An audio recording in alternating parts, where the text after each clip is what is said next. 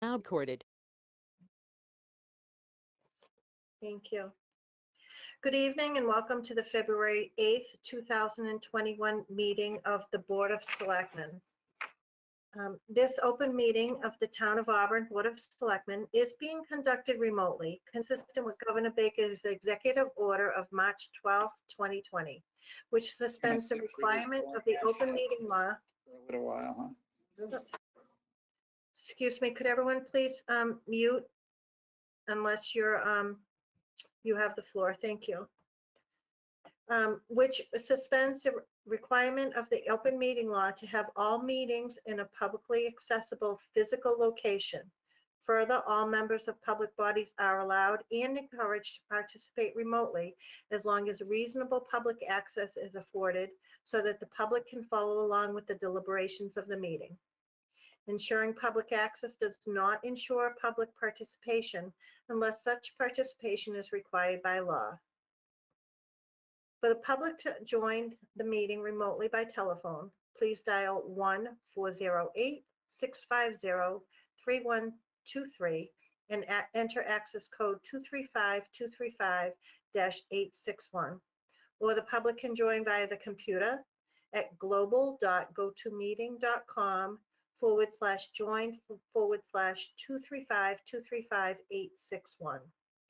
All supporting materials that have been provided to members of this body are available on the town's website.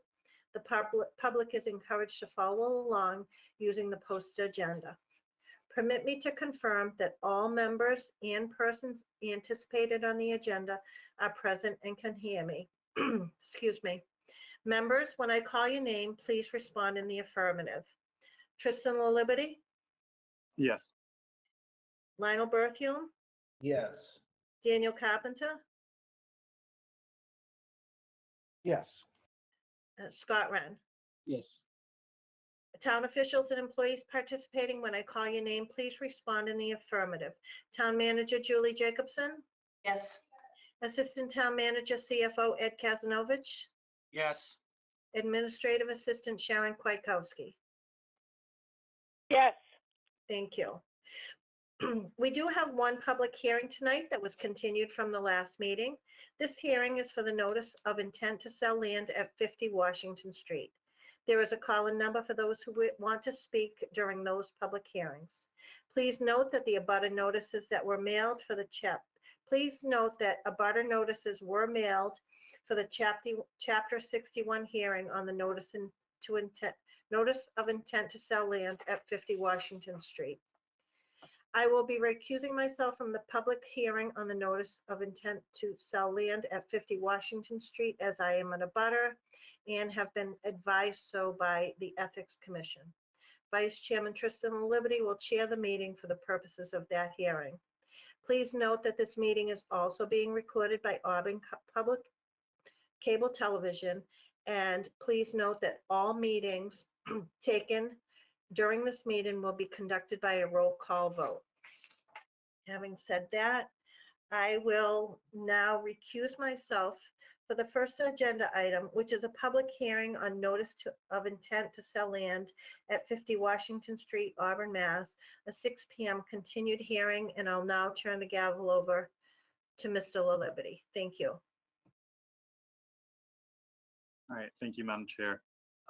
So as board members remember, we had this public hearing continued over. So I'll just entertain a motion to reopen the hearing, which is scheduled for 6 o'clock p.m.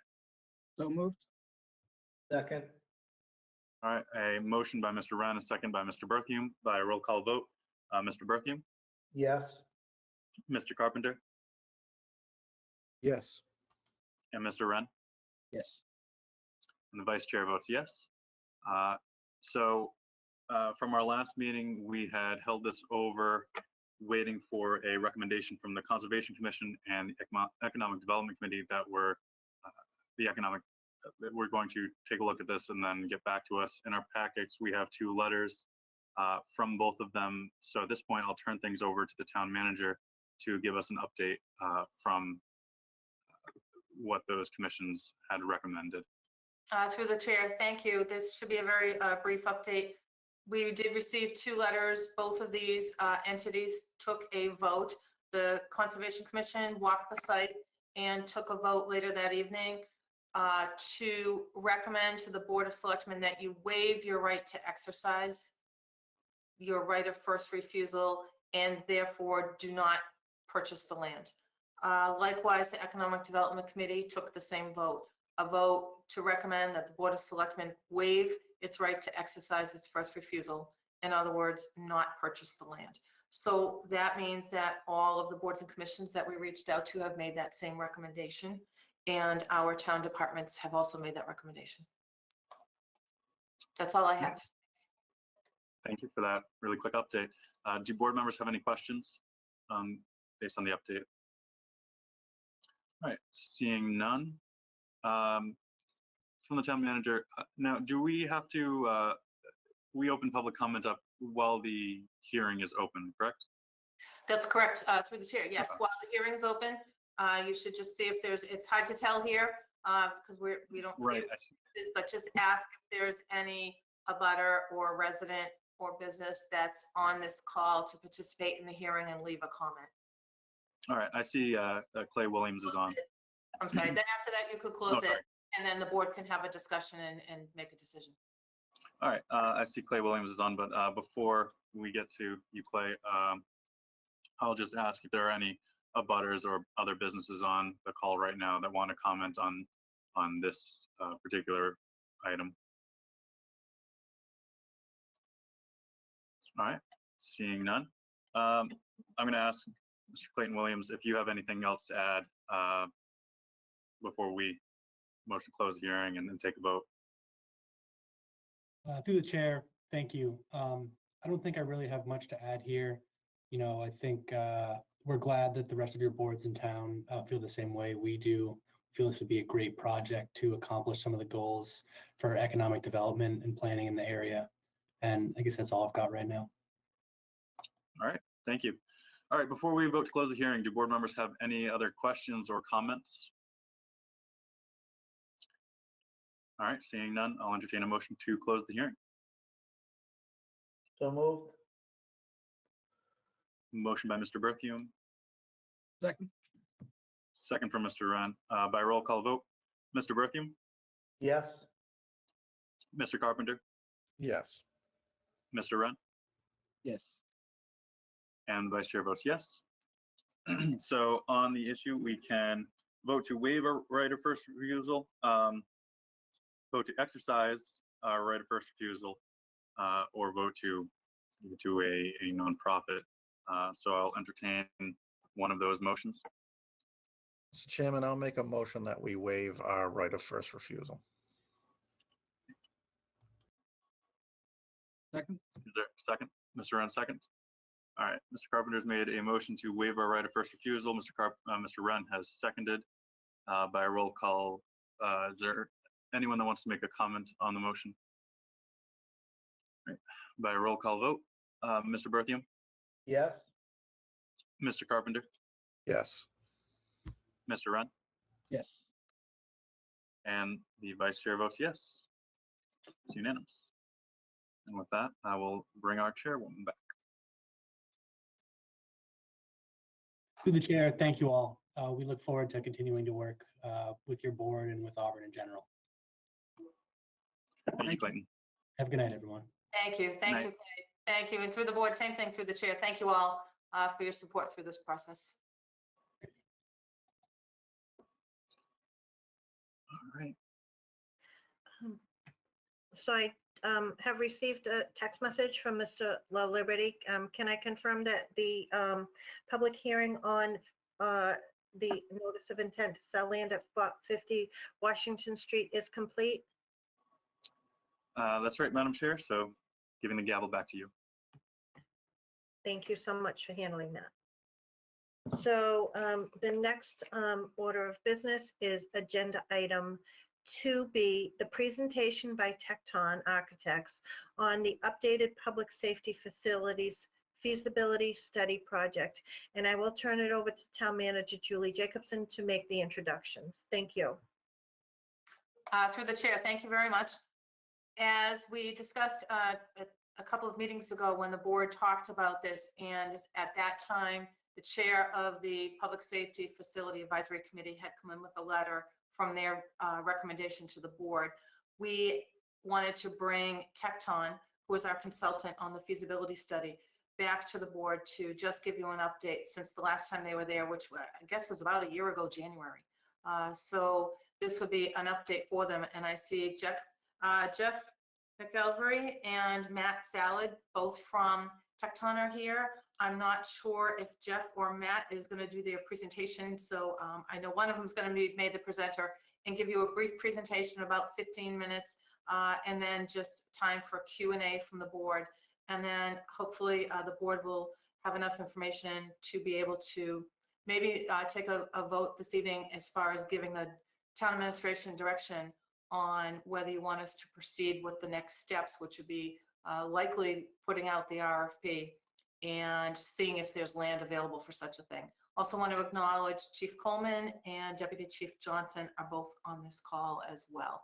And forgive me if there's anyone else, those are the only ones I can actually see. Oh, Dennis Ross, I'm sorry, Dennis Ross is also, and Katrina. So we probably have about 4 people here from Tecton. Hopefully their teams, they're excellent. They should be able to answer any of the questions that board members may have. So I'm going to turn it over to whomever Mike is making the presenter. Thank you. Thank you. I am going to share my screen now and make presenter.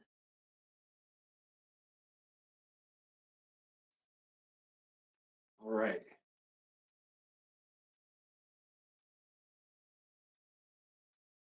So we're gonna give a brief recap of sort of where we are right now in the process. We've given a similar presentation to the advisory committee a little while ago, so this is sort of a recap of that presentation. So we're going to cover just a recap on some of the preferred sites that we had looked at for this public safety facility. We're going to take a review of the opinion of probable cost that we developed based on the gross square footage of the building, based on the program that was developed with both fire and police departments. One thing we brought to the advisory committee at the last presentation was a comparison of other public safety projects within the Commonwealth, just to give you a sense of sort of how you compare to other communities and what the correlation is in project costs, project size, and community. Then once we go through that, we're going to take a look at construction cost escalation. It's a number it's a word we throw around quite a bit when we talk about these projects and their costs, and just want to give everybody an understanding of what that means and how it impacts this project going forward. And then we're going to take a brief deeper dive into 2 projects that recently went in front of towns for a vote on November 3rd of last year, and that's the police station in Shrewsbury, as well as the public safety facility in Charlton, right up the road from you folks. And then we'll open it up to any questions, comments that the board may have. So with the advisory committee, we really honed into a few selected sites in just a general area. And a lot of that was based on the fact that the fire department has a specific requirement for their response times. And we want to make sure that they're able to reach anybody within the city limits of Auburn in a relatively reasonable amount of time. And there's a number of impacts that has. So basically around where the headquarters currently is really the sweet spot for going to a consolidated single facility. One of those sites is what we were calling the Lowe's site on Southbridge Street, just around the Pike exit. And this offered a number of opportunities, both in size of the property, but also in the ability for future expansion and easy access to a number of main thoroughfares. And so this became a pretty ideal site for both police and fire to move into and occupy and operate out of. We also looked at the existing site where Shaw's Market is, adjacent to the high school. This again offered some of the same opportunities as the previous site, located off of Southbridge Street as well and right downtown. It was tucked back a little bit in the property, so there is certainly some challenges with responding out of that site because you have to cross a lot of parking area to get to it. But it did allow 2 points of access in and out, both off Swanson Road and Southbridge Street. And then the third site that was looked at was where Sears Auto Center is, right next to Auburn Mall. This again offered adequate room, but it also added a challenge with traversing the brook that passes in front of the site and divides that from Southbridge Street. So making those curb cuts out onto the main road is a bit of a challenge because of the active stream that runs through that. So there are some challenges with that. One thing to note with all three of these sites is none of them are town-owned properties, and so that's part of the discussion tonight.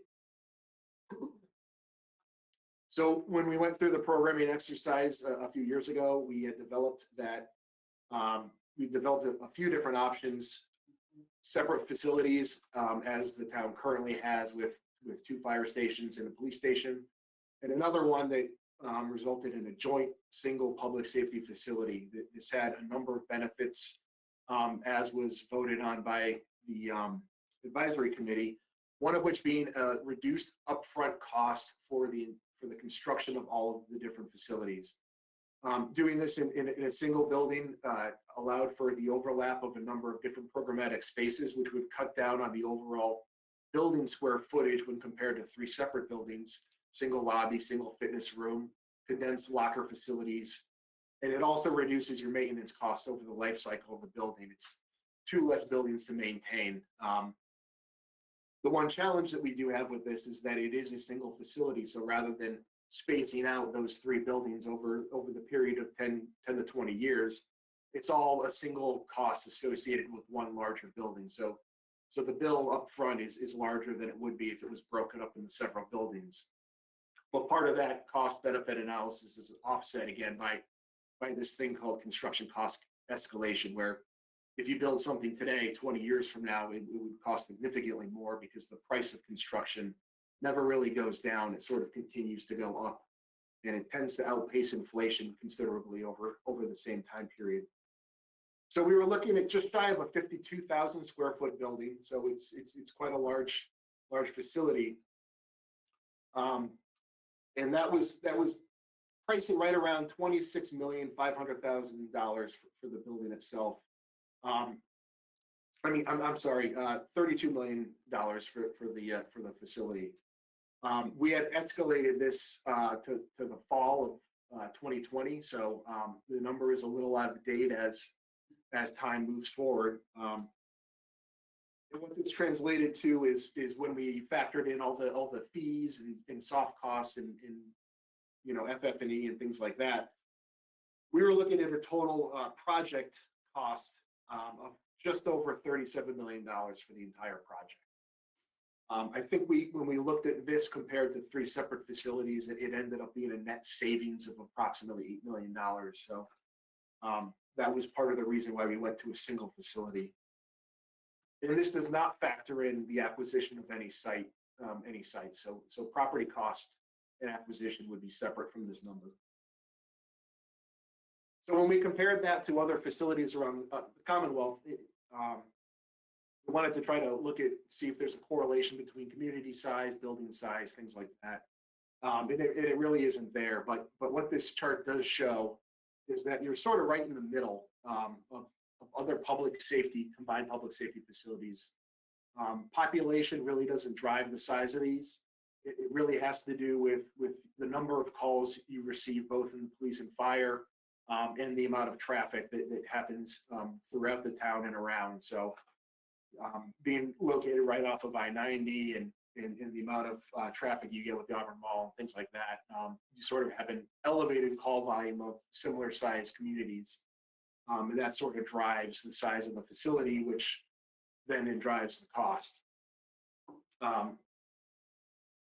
So construction cost escalation, this is sort of the value that the building cost increases over time. This is sort of a chart that Turner Construction, one of the largest contracting firms in the United States, puts together, and they release this quarterly as a metric to show how construction has changed over time. And this is specific to Massachusetts, these values here. And what you'll see in the left column is year over year, the delta change in construction cost off of a baseline value. So if you were to look at, I think it's 1960, a baseline of 100. So saying that a building cost you $100 per square foot in 1960, this index shows that change over time, and it shows it at as a compound value. So in 2019, that $100, 40, 50 years ago is now $1,156. So that sort of shows the trend line of how construction cost increases every year. And that percent delta is the important factor. That's the change of increase year over year. And what you'll see is just about every year, except for the tail end of the recession of 2008 and 2009, it has outpaced inflation by 2 to 3 times what that value has increased. We do tend to see some pullback during recessions, and we're starting to see that currently because of the market conditions that we're in. We aren't seeing a slowdown in the market in construction activities. So the contractors are just as busy for the most part as they were two or 3 years ago. But we are seeing a contraction in construction costs because of increased competitiveness, because contractors want to make sure that they're filling their backlog because of the uncertainty in the market over the next 2 years. So that is leading to what you see there in the second quarter of 2020, that 1.1% retraction in construction cost value. Anything within 2 to 3% is sort of within your bid margin. So that's sort of considered a flat escalation market. And that's what we're seeing now. So that, coupled with low interest rates in borrowing right now, are producing a very favorable public construction market. The average escalation cost per year is about 3.5%. So on a $32 million project, that does equate to about $100,000 in cost increase per month. So that's something to always keep in the back of your mind when we're talking about how this project is going to track and schedule. At some point, that cost does increase, and it will increase year over year. So we just want to do a focus on just a couple of quick projects in their success and failure at the vote over the past year that Tecton was a part of. I'm going to briefly touch on Shrewsbury's police station that we're currently working on, and then Jeff is going to jump in and talk about Charlton. Shrewsbury is a single police station facility, so it's not a joint public safety building, but it does have a total project cost of around $42 million. The building itself is right around $37 million, and there's $5 million in radio infrastructure upgrades townwide that we coupled with the project. That passed at the ballot on November 3rd, and they solicited for bonds on January 1st, and those have since been received. I'm not sure at this time what exactly their interest rate that they were able to secure was, but they were looking at somewhere between 1.6 and 1.9%. Comparing that to a couple of years ago, that was realizing a savings of $1 to $2 million over the bond. So favorable market for municipal bonds at the moment. And we are procuring the project under Mass General Law, Chapter 149A as a CMIT risk project. So there is slightly elevated cost with doing it that way, but it tends to be a smoother construction project. And in the last school project that you did, I believe was a CMIT risk project. So it's not something you aren't familiar with. What worked for this project in terms of approval is that they had multifaceted community engagement. So a number of committee and board members engaged with the community to make sure everybody was aware of the project and its parameters. And it led to a very open discussion with the community to make sure that all of their concerns and needs were met. There was also a very open process with the police chief community. We assisted in making some informational materials and videos that were shared with the community, and a number of informational sessions which unfortunately had to be digital, but they were very effective. So there was a lot of engagement going on with the community, showing through the various community boards and committees and the chief, and really having the information come directly from you folks in the community, not necessarily from me, tends to have a greater impact when it comes to getting a positive feedback from the community itself. And there was also unanimous support among all of the local government agencies. So everybody was on board with this, and we went through an approval process to make sure that there was a yes vote on the record between all these different committees. Bundling this project with the infrastructure upgrades also helped.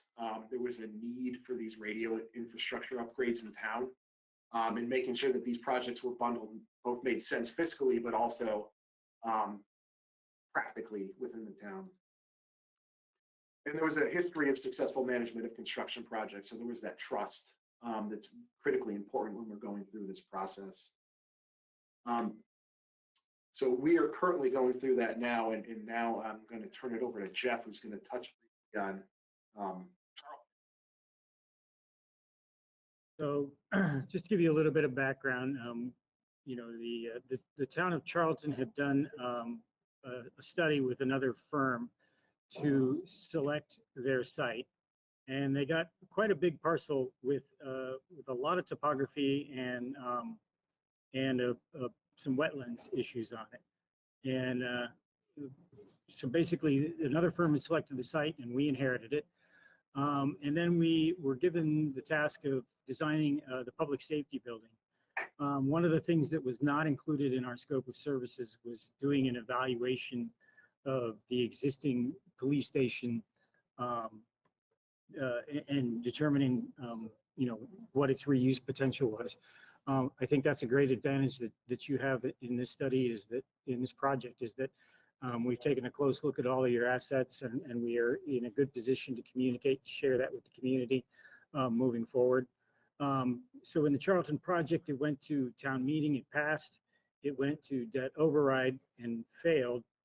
And then the Board of Selectmen opted to continue with the project, funding the design fees with other funding sources. And so we went back to the town just last fall with actually a bid price in hand. And the bid price was actually substantially $2.6 million lower than our estimate.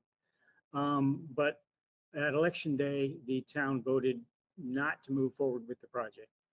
And I think that there's a couple of important lessons that need to happen along the way. And I think that the voters with the initial town meeting, when they didn't support the funding apparatus for the project, and the town decided to move forward, I think making sure that you're listening well to the community and the voice, and engaging with that is very, very important. And the committee had actually come to the select board at one point and recommended doing a fire station only. So I think that was an important aspect. I already mentioned that we weren't tasked with independently verifying that renovation wasn't a viable option for the police station. And then making sure that the voice of the supporting the project, like Matt discussed just a moment ago, relative to the Shrewsbury project, one of the things that was a little bit absent was we didn't have consistent involvement with both departments in all the presentations. The fire department, I think, was extraordinarily active in scheduling and participating in public presentations, but the police department was not as engaged in that. And then, you know, there's other political issues happening in the town, which always causes a problem for a project, a big capital project at the time. So, you know, I think that thinking about what are the lessons learned and how do you communicate with your town, making sure that the community understands what you're doing, and that we're listening to the feedback that comes out of that, is absolutely essential to getting support for a project. Matt? So that's pretty much our presentation. The sort of key takeaways on this are that right now, we're seeing a softening in the market, which is advantageous to moving forward with the project. I know that it's always an issue when we're balancing the situation that we're in with unemployment and the issues that the personal issues that people's finances may be taking right now. But there is certainly value in moving forward with the project at this time because you're sort of getting a lot of value out of the bid market and the bond market, and that you've set yourself up for a good process moving forward because of the rigor of the study that we performed over the past several years with the advisory committee and the departments. And a lot of hard work has gone into this, and I think we've put ourselves on really good solid ground for justifying the need going forward. And with that, I'll turn it back to the chair, and I'll stop sharing my screen as well. Thank you. And thank you for that presentation. So I will turn to the town manager. Do we have anyone else who wants to speak to this before I open it up for board questions, or should I allow board members to ask questions of Tecton? Yeah, I think we don't have any other materials to present. I know you have the letter from the Public Safety Advisory Committee that was given to you in January. So along with that, that's all we had to present to the board tonight. So first I'll turn it over to board members to see if there's anyone who has any questions on this. Members may have questions for Mr. Kazanovich about funding mechanisms. And then I see that that we have representatives from the fire department on the call. And actually, I see Lieutenant Lemon is now on the call as well. If they'd like to make any comments before the board takes any action on this agenda item tonight. So do board members have any questions or comments? Any questions they want to direct to town administration or Tecton? Yes, through the chair. And first off, thanks, guys. That was really good presentation. That was good information. Just if I could, Julie, would we be able to get that presentation shared to me? I want to just review it further. I want to be when they talk about they want to see town leaders, in the uniform front to support this. I want to have as much information as I can at my disposal. Absolutely. We can get that from Tecton and get that out to you. Jeff, would that be, or Matt, can we get that tomorrow and I can send it along? Absolutely. Great. Thank you. Emailing it as we speak. Great. Thank you. Thank you, Mr. Wren. And do board members have any questions? Is there any additional information that they're requesting? Madam Chair? Mr. Berthium. Yeah, I'd like to hear from Mr. Kazanovich if I can. What is if our next step is to proceed forward, with some sort of a bid proposal, what is the cost to the town? How do we pay for that? What are the next steps if we decide to try to go out for proposal?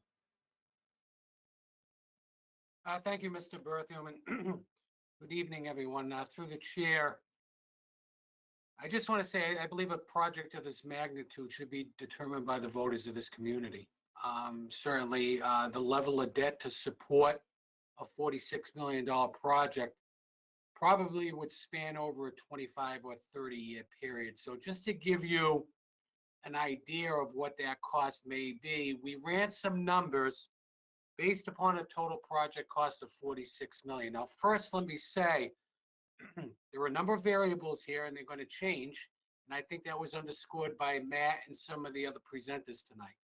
So certainly there's development costs. There are costs relative to borrowing money, long-term interest rates, market rates, and how competitive the bid prices are going to be in this market. We just don't know.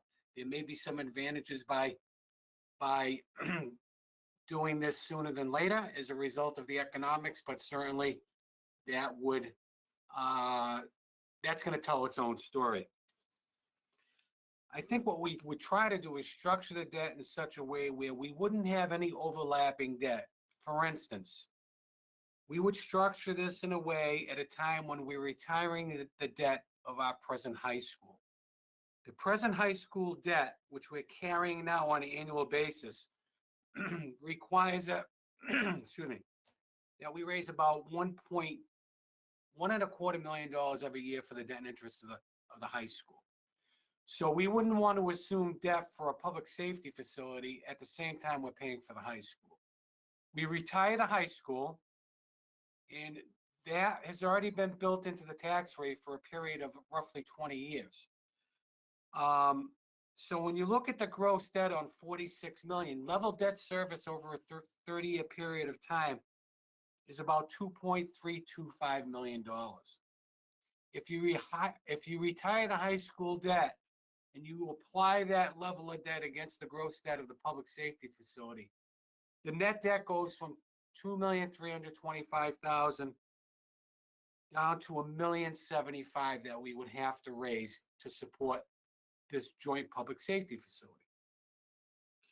When you look at present value based upon the tax rate now, the residential tax rate increase, and don't hold me to this because, like I said, there are a number of variables and this could fluctuate based upon a number of conditions. Right now, it'd be about 43 cents on the residential tax rate for every $1,000 of value. On the commercial industrial, it'd be about 55 cents per thousand. So when you take the average median home, which is about 281,000 and change, the annual tax increase to raise the level of debt to support this facility would be about $121.22. For the commercial value, and the average commercial value is just under 1.2 million, 1,175,678. That would require an annual tax increase of about $646.62. Now we know that's going to change. These things change every year, but that's a snapshot in time. And so that's basically an overall review of what it would cost financially. Now, the way this is structured, this goes out for the longest term possible, 30 years. And typically, financial people would tell you, try to retire your debt as soon as you can. But a project of this magnitude, you try to spread this out over a longer period of time to dilute the impact on the taxpayer, whether it be residential or commercial. We could go out for a 20-year purpose, but that's going to elevate the level of cost on an annual basis. So we can run those scenarios based upon 15, 20, 25, and 30 years, but I think it becomes more palatable to the community if you spread it out over a longer period of time. Given the rates of interest are historic lows, why not take advantage of it, minimize your annual cost for debt and interest, and that could change very quickly as well. So Matt, you underscored a good point. This is a great time to go to market, but you gotta promote this. You gotta educate the public. You gotta have a series of meetings. You gotta sell this, but ultimately it's their decision to make. So I hope that fills some questions you had, Mr. Berthium. Any other questions I'd be happy to answer at this time. Mr. Berthium, do you have anything else? I would just say that, yeah, I mean, obviously, this isn't something that would be a board's decision to try to push through. It would be a town vote. But I do appreciate the,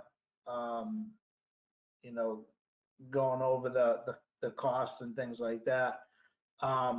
So basically, the next step, or what we would be voting on tonight, would be to go out and get a proposal, and so that we can find out what numbers are that we would even be talking about. Is that correct?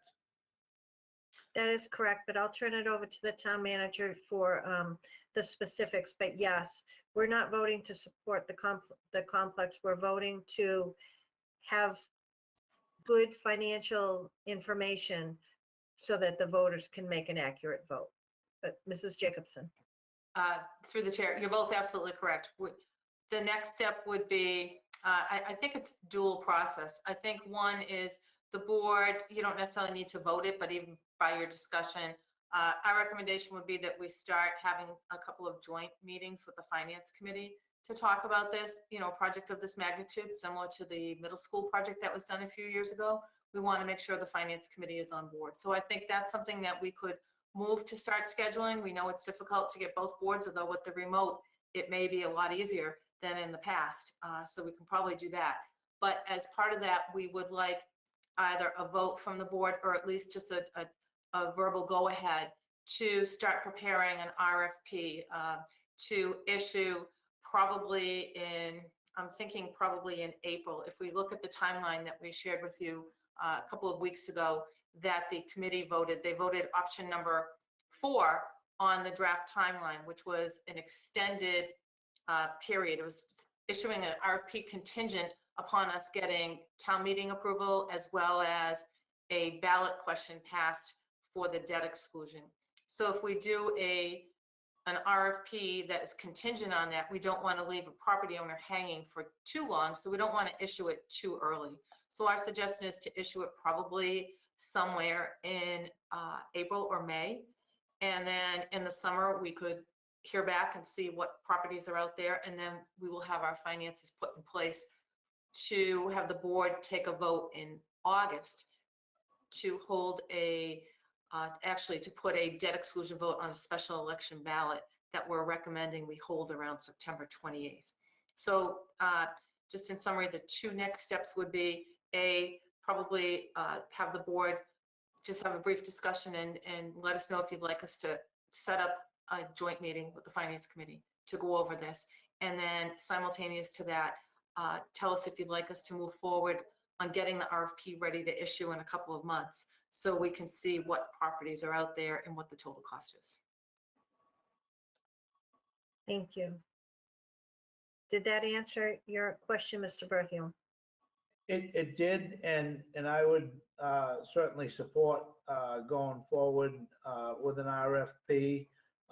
One of the other things that I would like to know somewhere down the line along with an RFP is what else do we have coming that's, we're talking about possibly a 30-year debt if we go into that facility.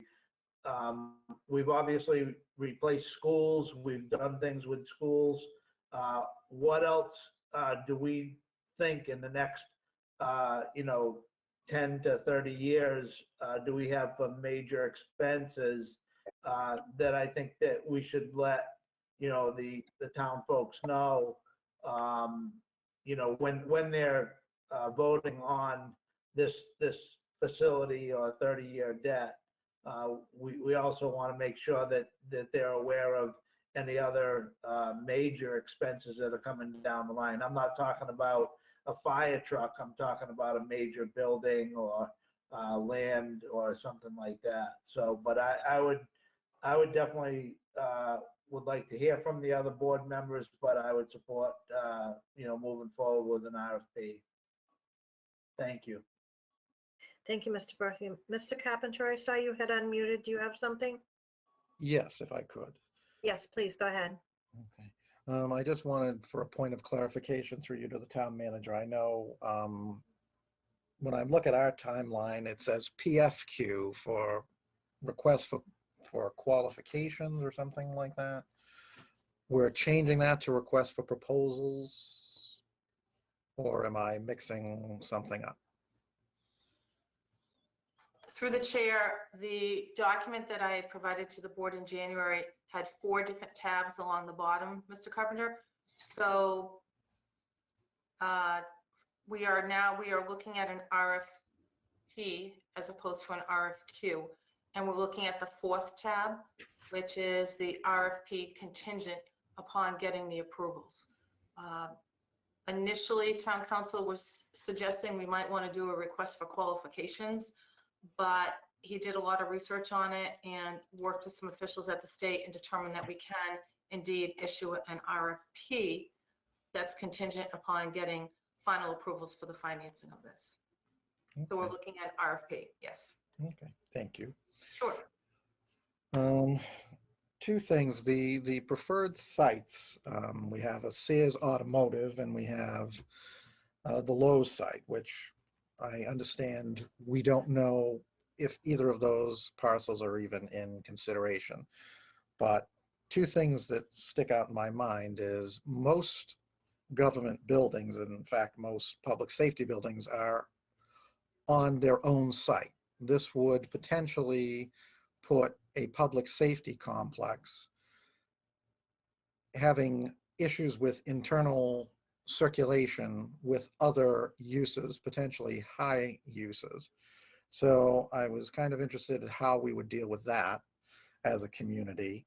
And my second question through the chair to Mr. Kasanovich is, as we talk about things and financing and things changing, how do the numbers that you provide, in that many members have expressed an interest in moving the tax factor back towards a single tax rate, how would continuing to do that impact the residential taxpayer on a project of this size and cost, which we also understand 46 million is an estimate. We don't know until we have a site what kind of things, and even once you get a site, until you get in there, you don't know what you're going to encounter. You may find ledge at different points depending on what you need to do. There's a lot of variables, so we certainly know that we shouldn't rely too much on the 46 million currently. It's a soft number.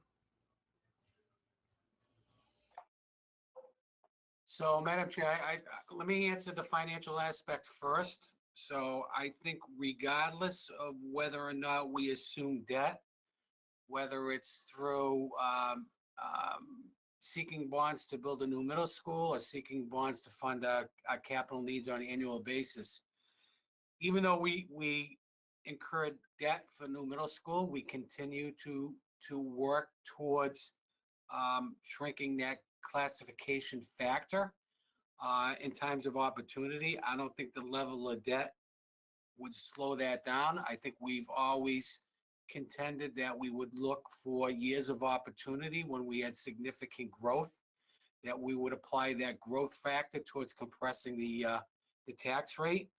And we will continue to do that. We fully expect that we're still going to have growth in our community.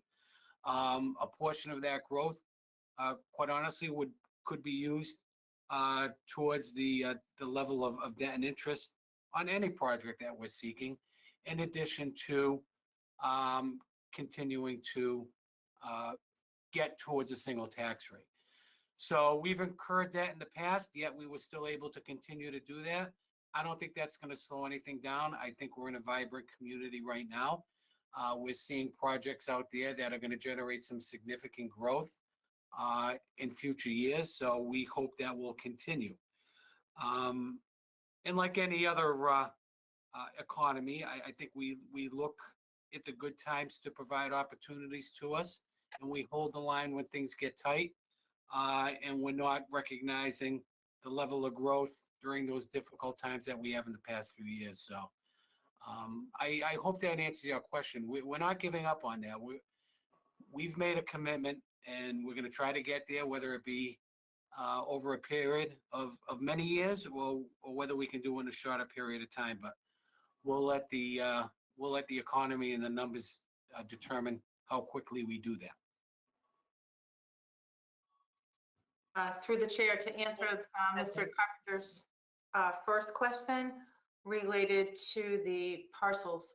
So you're correct, Mr. Carpenter. We don't know which of these parcels, if any of them, will be available. We do know the former Lowe's property is on the market. So we do know that they are seeking to sell that. We do not know for sure what the mall, Simon Properties, would be looking to do with the Sears property, we can assume they're looking for some type of redevelopment options. I would say that the mall is actually consists of two parcels. The Sears parcel and the automotive parcel are separate from the remainder of the mall parcel. So that's already been separated out.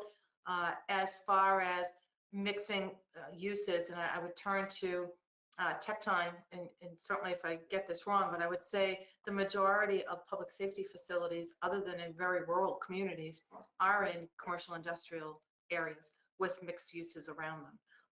It's rare probably to find a parcel that's completely secluded, and in a community our size, secluded wouldn't necessarily be good. We need to be in the midst of where the majority of the calls are going to be going to. So it's important to be in a major thoroughfare where we have easy access to the highways, where we have about 4.5 acres, where it's timed to provide good response rates for the fire department in particular. Have I missed anything, Jeff or Matt, on that? Yeah, I think that when you look at a public safety site, the first thing that you're considering is, obviously right after the idea of whether or not there's enough space is how do you handle the circulation, the emergency circulation flow, getting fire apparatus or police cruisers out into a response lane safely and with as little conflict with other traffic flows as possible is crucial in the site planning for our public safety design. So it is true that a great big site with space around it is an easier solution, but you're absolutely right. You want your public safety facilities located in a place where they can respond to the whole community, and spending the time to work out how you do that in a more constricted area is part of the task. There are lots of strategies that Dennis Ross, who's on the line with us, our fire expert, as well as from our experience on the police side, that we can employ even in urban contexts to make sure that you have safe egress and that you have a little conflict with other circulation patterns. Great, thanks, Jeff. I would also just want to clarify that when we do put an RFP out, the RFP will be asking for property owners within a certain area that we will define in the RFP to submit. So there may be a property owner that's within that area that's been defined as the best place for a public safety facility with response times with regard to police and fire. There could be a property owner in that area that comes forward with a property that they'd be interested in selling to us. So it may not be one of the two that the committee looked at, though those seem to be the most logical because we knew one was for sale and one may be for sale. But you never know. There could be another property owner who looks at this as an opportunity to make a bid on selling us a piece of land. So our RFP wouldn't be specific like that. We would just show the parameters and the boundaries of the area within which we believe a joint single public safety facility would be effective and make all the times and the response times that we have to be consistent with. If I can Thank just you. follow up. Go ahead, Um, Mr. Carpenter. I think my question was misunderstood. I'm not suggesting that we put it out in the middle of the woods. I'm talking about internal circulation, which means if I'm next to a mall, there's going to be internal circulation with other vehicles. If I'm buying 5 acres out of 15 in the Lowe's site, which in Auburn, if you can find a 5-acre parcel that's available, good luck in the area that they're looking, because I don't see them. But wherever it ends, it ends. I mean, I'm in support of moving forward and getting information, but I do think that that's going to be something that the residents are going to look at. And I think, the planning board will look at very seriously. If the other 10 acres of Lowe's gets developed, how are we going to, plus we have, and again, I'm probably being a little too site specific, but we have the off ramp right there or the on ramp for the turnpike. So, I am a little concerned about that site for those reasons, how we can safely, make sure that that's a very busy interchange, probably one of the busiest in the area. I do have concerns about this. It's a major investment, and, I want to make sure that if we are putting money into something, that we're improving the lives of the people that work for the community, as well as make sure that we're improving the service that we're providing, which I know is the goal of the committee and the staff. So a couple other items I did have. We're still planning to have the Emergency Operations Center there, correct? In this facility, it's not staying where it is or anything like that. That's correct. Okay. Concern is we're talking about building a building for 50 to 75 years. Can the consultants through the chair talk to me about how it is we're going to sustain a building for that long with the materials that we have available? I understand there's a lot of different materials out there and the like. I'm just kind of interested to see when we make these statements that we are being as truthful as we can to the public, because when we built a police station 20 years ago, they were told a certain set of facts, and that hasn't proved to be the case. So I just want to make sure that we're being as open and honest with the public about, you know, is this building legitimately going to be able to stay for 50 to 75 years? I don't think any of us can really say with any certainty of that, but I'd be interested to hear what kind of materials we can put in place with the weather and everything else. So I'm going to check to see who's going to answer that from Tecton, but did you have any additional questions for anybody from Tecton, Mr. Carpenter? Depending on their response, yes, potentially. I have a lot of questions. I'm not going to ask them all tonight because, you know, I think that would both tire the board members from listening to my voice, which is not exactly made for radio, and I think I can pursue it through the manager and staff, and I'm sure I can get just as good quality information offline. So those are the extent of my questions, other than if I have a follow-up. Thank you. Okay, thank you. So I'm going to turn to Tecton for an answer to that. We're still under board comment. I believe that Mr. LaLiberty had unmuted himself. So after this response, if Mr. Carpenter does not have a follow-up, I will turn it over to Mr. LaLiberty. And then we do have our public safety officials on the call, and I will turn to them after that for comment, so everyone kind of knows which order we're going in. So Mr. McAlvey, please go ahead. Thank you. From the standpoint of durability of the project for 50 to 75 years, I want to point out first off that usually the challenge for longevity of public safety buildings is making sure that you have planned for the future in the accommodation of your programmatic needs, making sure that you have space to accommodate new officers, to handle apparatus changes over time. These are some of the things that really become the drivers for how long a public safety facility stays viable.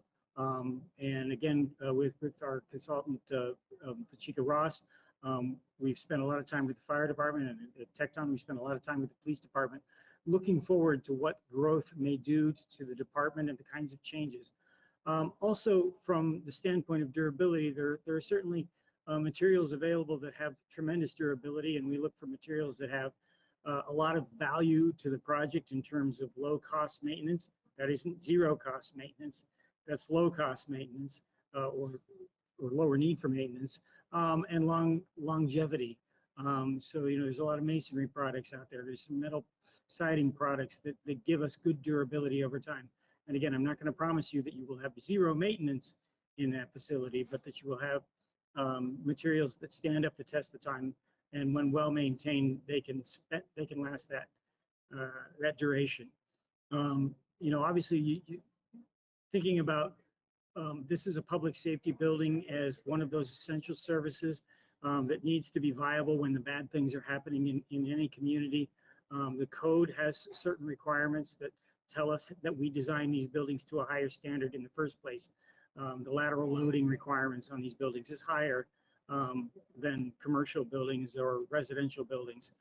So those also contribute to the durability of our facilities, but then also thinking about resiliency. When we were going through the site evaluation process and we looked at a lot of different sites, we spent a lot of time thinking about floodwaters and wetlands and other issues that could create sustainability issues for a building. And then also thinking in terms of what change may do to impact a building over time, and how do we think about that and address it moving forward, so that that we make sure that we're designing a building that can stand that test of time. I don't know if I'm going to offer just one moment for Dennis, if you had anything you wanted to add to that. I think you pretty well covered it, Jeff. I think the very beginning statement that you made about flexibility, because, you know, emergency services change. That's just what they do. And to design that flexibility both within the building and on the site is what solves that problem. And then clearly the bones of the building, you know, I don't want to pick numbers out of the air, but for the bones of the building being steel, concrete, you know, resilient materials like that will easily last 50 to 75 years. Thank you. Before I move on to Mr. Liberty, did you have any follow-up on that issue, Mr. Carpenter? No, if I have any further questions specific, I'll send them through the manager if that's okay. Thank you, Mr. Carpenter. Mr. Liberty, you're next. Thank you, Madam Chair. Through you to Mr. Kasanovich. Most of this question was answered from Mr. Berthium's question, but I was wondering, and I know we'll get more information later, so this might be a little difficult, but so the additional $1.75 million a year to what we're currently paying for the high school debt, that's over a 30-year period. Is that including, so that's the principal and what we would guess that we're going to get from whatever interest that we're paying, so that's including the interest. I was wondering what rate are you thinking when you kind of come up with that estimate?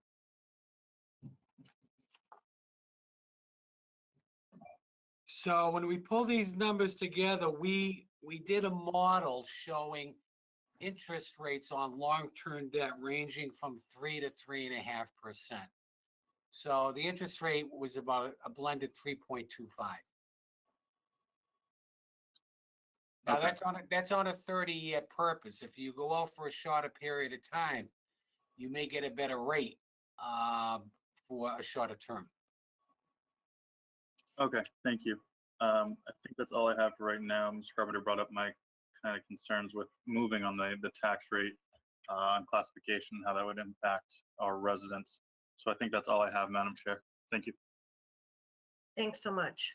So I do see that we have our public safety officials on the call, excuse me. From fire, we have Chief Coleman and Deputy Chief Johnson, and from police, we have Lieutenant Lemon. I see that both Lieutenant Lemon and Chief Coleman have unmuted themselves, so I will ask Lieutenant Lemon to hold off 1 second, and I'm going to turn it over to Chief Coleman. Can't hear you, Chief.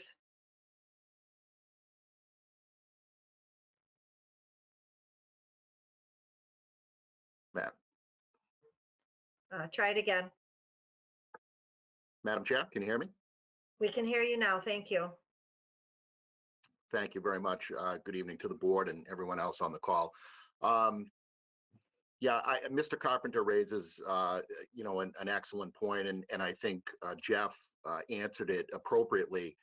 You know, when we started this project out a couple of years ago, I've communicated to the board and you know, the finance committee and others that we've talked about is, you know, as you all know, you know, both the fire department, the police department, we take a tremendous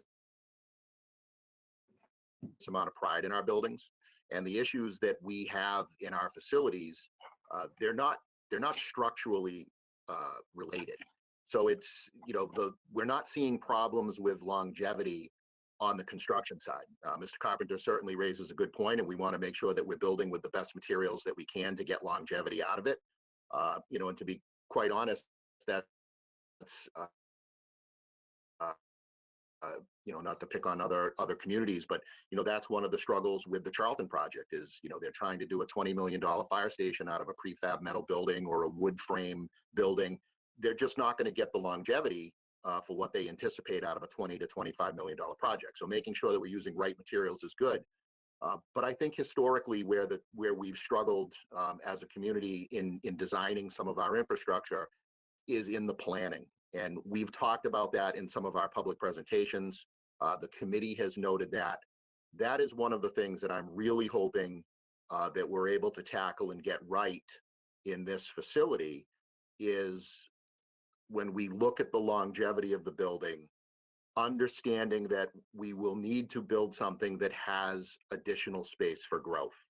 And a lot of times those are some of the things that are the first things that are cut out of a project is they say, well, we can't afford the extra office, or we can't afford the extra square footage. And that's where we get into trouble. When you take fire headquarters, for example, back in 1964, they did not want to spend the additional $5,000 to upgrade the steel in the construction over the apparatus floor, which is why we're not able to put a second floor addition on top of the fire station. So just a very short-sighted decision over $5,000 back in 1964 has hampered, the growth at the Auburn Street site. So those are some of the things that we're hoping to change, I guess, with this type of facility is just to make sure that not only from a building material standpoint that we get it right, but from a longevity and a growth perspective. I don't think anybody 50 years ago, and again, this isn't to pick on the people making the decisions in 1964, or even if we go back to the police station in 2000, I'm not sure that anybody would have anticipated the growth that these departments have had, that the community has had in terms of response volume. Even just in the past 20 years with the police department, they've doubled in size in terms of staff. So I think it's some of those decisions that are made just in terms of what the future holds more than a materials issue. But I do hope that the board moves forward tonight so we can at least put the RFQ out, because I think those are going to answer a lot of questions that we have in terms of what the potential costs are. And Mr. Carpenter said something tonight that is very, very important to me personally, but I also know that it's important to town administration, it's important to the committee, and I know that it's important to all of you, is that we get the most accurate information to the public, that we're being truthful in what we're looking for, we're being honest in our responses, and that we listen to the community in terms of what their thoughts on this facility is, so we can build the best building possible for our employees and for the community, because this is just as much their building as it is ours. And we have a very aggressive approach in terms of public outreach to make sure that we are listening and that we're getting the information so we can tweak this project and that we're successful. As Matt had laid out in the beginning, when we looked at the Shrewsbury and the Charlton project, there's a success story there and there's one that's not successful. And I think we know why one was not successful. And we certainly don't want to make those mistakes, but I don't think we will. So it's very, very important to us that we have good community outreach, great community outreach.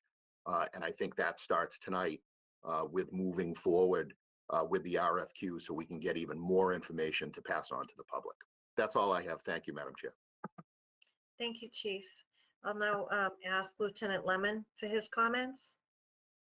Good evening, Madam Chair and members of the board and everyone else that's on the call. First of all, I'd like to apologize for being unable to load my video feed. I've been told by several members of my family that I'm challenged with technology this evening, which I appreciated. But apparently when I logged on, I did something improper, so I'm told. However, moving forward, I've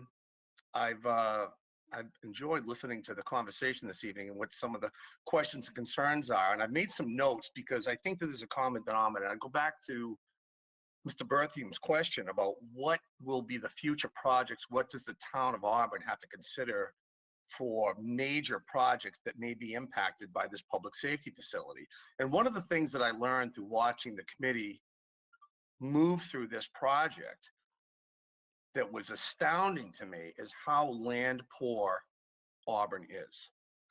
Meaning they didn't leave one stone unturned looking at every location, public property, locations that the town already owned to see if it was viable. We looked at response times, and all that you have to do is so we looked at that, and then you go from site to site and you go to the town hall.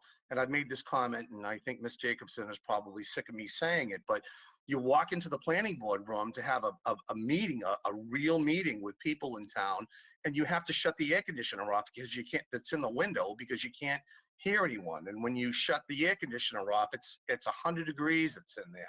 And you move down the road to the DPW, and the DPW and the town's done a great job to try to what Ms. Jacobson developed our facilities program where we take care of our own properties and our locations. But really, we don't have many choices for future growth for the department. So I think it's key for the town to really be looking at these locations that were picked out, such as the Sears location or the Lowe's property, that we have to think globally, and we have to think in the future for the town, because I think we'll be sorry if we don't move forward. But that being said, I agree. We have to follow the recommend. We have to be cautious with our money. We have to recognize the effect it's going to have on the taxpayers. But I truly believe that this project needs to move forward.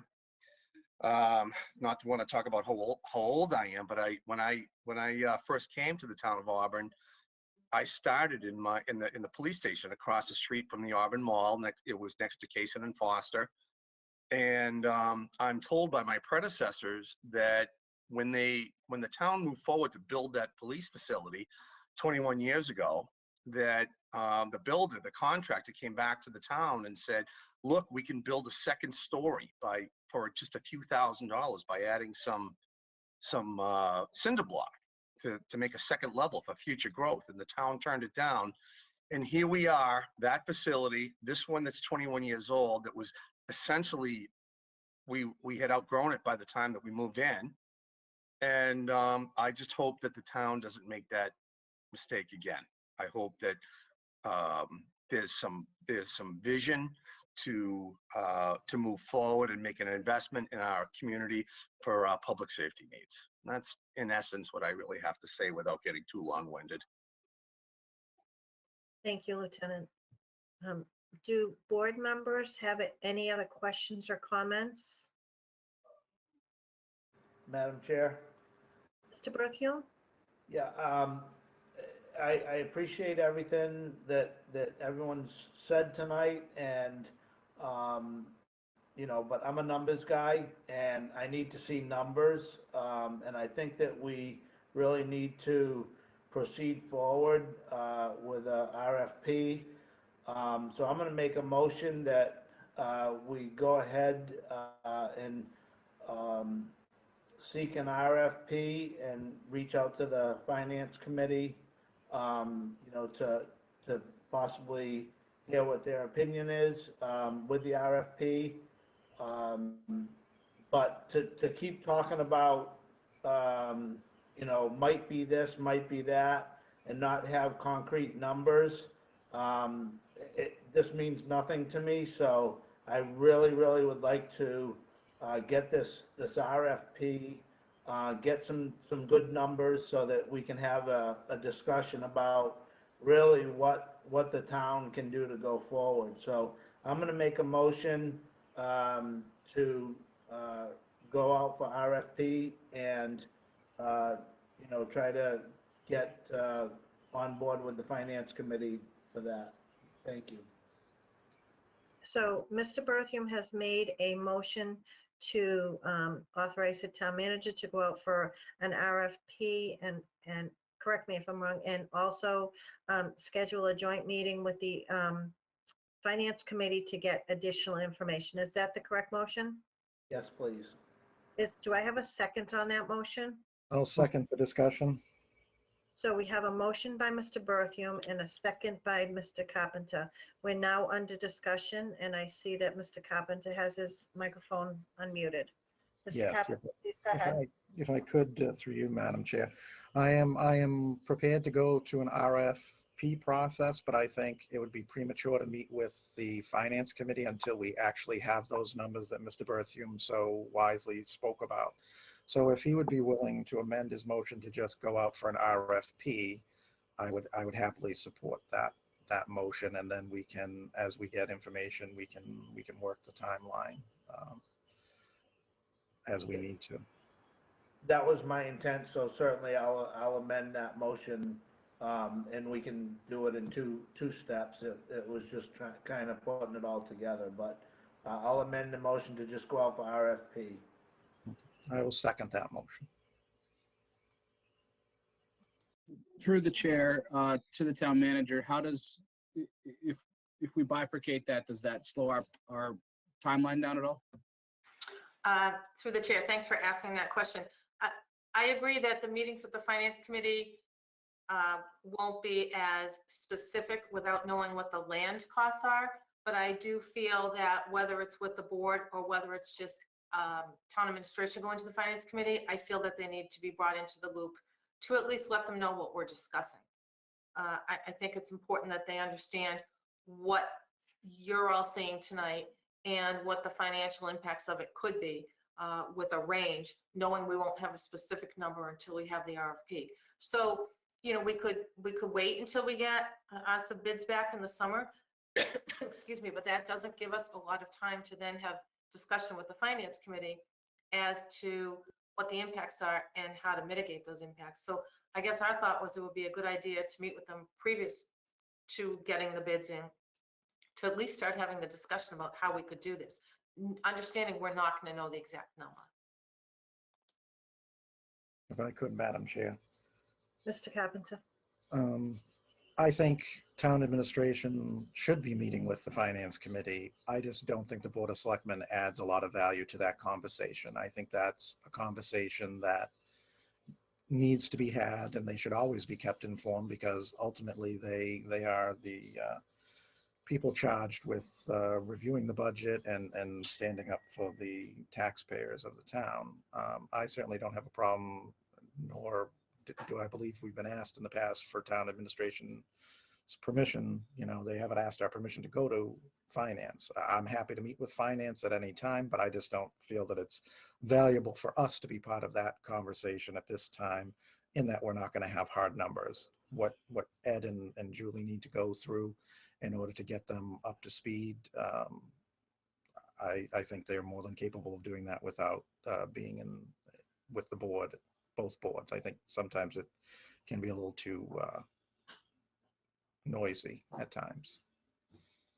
Through the chair, we're willing to do either. We just wanted to make the option available to the board, because during the whole middle school process, we did have several joint meetings with the Finance Committee. So we wanted to follow that same process, but we can certainly start our meetings with the Finance Committee and then start the joint meetings once we have the RFPs back. That's fine too. Thank you, Mrs. Jacobson. So right now we have a motion amended to authorize town administration to go forward with the RFP, and, you know, following up on all comments, I think that it's pretty clear that, you know, after we vote on this motion, that the board has given Mrs. Jacobson a clear message to take back to the Finance Committee, if this motion passes, that the Board of Selectmen have voted in support of allowing the town manager to go out to the RFP to get additional financial information. And once we have that information, at some point before we do public outreach and information, that the Board of Selectmen may need to meet with the Finance Committee just to be on the same page. So if there's nothing else, we have a motion and a second to authorize the town manager to go out for an RFP. Is there any further discussion? Seeing none by a roll call vote. Mr. La Liberty, Yes. Mr. Berthium, Yes. Mr. Carpenter, Yes. Mr. Wren, Yes. and the chair votes yes. So before we move on to any additional items, I want to thank our public safety officials and everyone from Tecton for being here. And we do have a few more agenda items, which I will try to be respectful of people's times and kind of take them out of order. But before Lieutenant Lemon leaves this call, you know, I'm reminded that we're 1 year into COVID, that our public safety officials and our healthcare heroes have been following the governor's and the federal administration's guidelines. And I know we have one proud brother in Lieutenant Lemon today. And I was really moved and very touched watching the coverage of it. But Lieutenant Lemon's sister was picked by Mr. Kraft to attend the Super Bowl yesterday because she has been working and watching people die and has worked in the COVID intensive care unit now for almost a year. And well-deserved trip to the Super Bowl, Todd, for your sister. And we thank her and all healthcare heroes and all public officials for this very challenging year. That made me smile. I know you can't see because I don't have my video on right now because I'm told I don't know how to use it properly. So Well, yes, very, very proud of my sister Lisa. We come from a family of public safety people. My brother-in-law Tom retired Worcester Police, and my sister a respiratory therapist. And she got handed a tough role.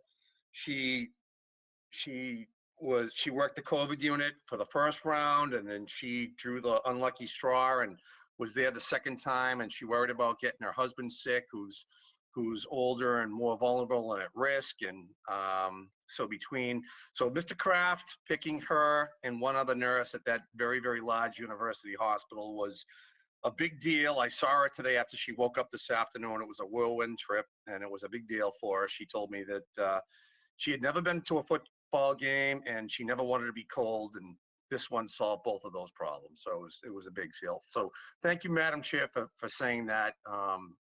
Well, it gives us an opportunity to really pause. It sometimes takes a big event like the Super Bowl to really pause and reflect on this last year. And again, we see it daily, what town administration, our public safety officials, and all of our healthcare heroes are doing. But I just thought it would, I wanted to take a minute just to point that out. And watching the Super Bowl yesterday and seeing the honor that they paid to our healthcare heroes and our public safety officials really, really put things into perspective. So thank you all for being here for this agenda item. I know that Mr. Berthium has informed me that he does need to leave after this agenda item. We will move on. I'll give everybody a minute to get off the call, but I would ask our board members, because the chief is here and I want to be respectful of his time.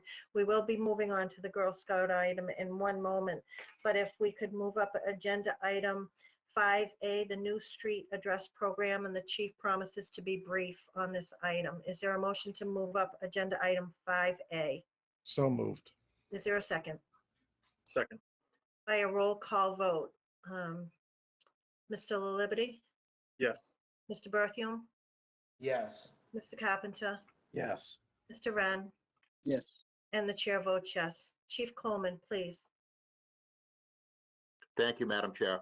I just wanted to talk very quickly with the board about a new initiative that we launched within the department called the Street Address Indicator Program. I hope some of you were able to see it on social media. We started pushing it just before the first of the year, announcing that it would be an initiative that would come after the first of the year. So as you drive around town, you may see some of these outside of people's driveways. So these are the new address indicators that are being offered by the Fire Rescue Department. You can order these online through our website at auburnmassfire.org. If you go to the community programs link, you'll find the community address indicator link. You can click that, and then there's a short online form. It's just your name, your address, and essentially where you would like the indicator put down. These two-digit or the ones that are affixed to an existing post are $15, and ones that we have to provide a green metal post are $20. But in a very short period of time, just within the first 24 hours when we launched the program, we had 32 requests. And the program's only been up and running a couple of weeks, and we've already fulfilled 100 orders of the address indicators. So they're reflective. They go at the bottom of the driveway. They are bylaw compliant in terms of the number size. So I'm mentioning it to you just as if you see them, you know that the town is involved in that program. And as you speak to residents and your constituents, encourage them. If this topic comes up, just let them know where they can get them. But it's just yet another initiative that we're very excited within the department to launch because it helps our first responders. And as it's been brought to my attention, even in this COVID world, it's helping delivery drivers and food drivers, just identify the addresses in the community. So that's all I had, Madam Chair, unless anybody from the board has any questions. Thank you, Chief, and thank you for that great information on that program. Do members have any comments or questions on this? Seeing none, thank you, Chief. I don't believe there's anything else for you tonight. Very good. Thank you, Madam Chair. You're welcome. So our next item is, and I will be, after this item, turning to our town clerk and our assistant town manager on their 2 items. But right now, the next item is a seasonal open air license on town property, the Girl Scout Cookie Drive, the Girl Scout Cookie Drive-Through pop-up event, Troop 64778, at the Auburn Public Library on February 20th and 21st, and March 5th and March 6th. Do we have a representative who would like to speak to this? Yes, myself, Christina Nashhold, and April Campbell is here as well to talk about this issue. And I thank you both for waiting. And Christina, if you're speaking first, please go ahead. Thank you. Thank you, everyone. My name is Christina Nashhold, and I am a troop leader here in Auburn, Troop 64778. And our girls have gotten older since the last time we've been here. So I have a group of first-year juniors, which makes them about 9 and 10 years old. The request we put in for tonight's agenda is an open air request for our drive-through to happen at the Auburn Public Library. Once again, this is our 3rd year in asking for permission to run this event, although it's a little different than in years past in terms of we're asking for some additional dates. April will talk about to this a little further, but this year, due to COVID, Girl Scouts has kind of had to modify the way that they offer Girl Scout cookie selling. So it's been an interesting challenge for us as troop leaders and as parents with girls in our troops. Not only do we not meet, we meet virtually. Most of us meet virtually, excuse me, especially since the winter came and we were, excuse me, unable to go meet outside. But also in terms of cookie selling. Troops, the reason why we sell cookies is because troops earn additional funds, and that supports the activities, earning their badges, and any trips that the girls are planning towards. It also helps with all the community projects that we do throughout the year. So the girls are invested in selling them, but we've had to do it a little bit differently. So within our service unit, Auburn is a part of the French Quarter Service Unit, which is Auburn, Dudley, Webster, and Oxford. And this year it's different because we do not have the booths that we typically do. You don't see, haven't really seen many troops out within the community selling at a Walmart, at some of our local businesses like, excuse me, Shaw's, or we've had a couple of local businesses allow us on their property to do that, but it really hasn't been at the level that we typically have. So we wanted to put forth this request again to do the drive-through. April will talk about how Girl Scouts has kind of given us guidelines in regards to managing COVID and how we would deploy it this year versus in past years. But just an overall summary, we are asking for additional dates instead of just one day, which is what's been in the past. Typically it was Super Bowl Sunday. We were asking for a Saturday and a Sunday over 2 weekends. And that allows us to help other troops within our service unit, not only just from Auburn, although we do have Auburn girls in troops in other towns just based on the troop age availability. There might be some older girls and they kind of band together. So it wouldn't just be a troop from Oxford without any Auburn representation, but we are asking for additional dates in order to be able to help those troops sell their cookies and help support their troops or their troop to earn money. So I'm going to turn it over to April, and then I'll come back and talk about the traffic pattern that we submitted. It really isn't that different than what we've done in the past, but I want to kick it over to April in terms to talk about the COVID and how we would manage that process. Thank you. So April, if you could just give your full name for the record and then share your comments. Sure. I'm April Campbell. I'm a resident here in Auburn. I have a 13-year-old daughter who is a Girl Scout and an 11-year-old son who's a Boy Scout. Go away. Yeah, he's doing math right now. Anyway, this is my 9th year as a Girl Scout leader. I lead a troop of 7th and 8th grade girls from Auburn. And this is my 8th year running product sales for what used to just be the Auburn Oxford service unit. And in the last couple of years has also come to encompass, as Christina says, Webster and Dudley as well. If you're not familiar with what a service unit is, it's basically just a group of troops that are related by geographical location, but that works together. So once a month as leaders, we get together so that it's not just this random amalgamation of people, but we actually work together as a unit. We do a lot of community service projects that involve all the troops working together and things like that. And that's part of why we help each other out with cookie sales. It's not just that, you know, one girl is supporting her one activity and that one troop supporting that one activity.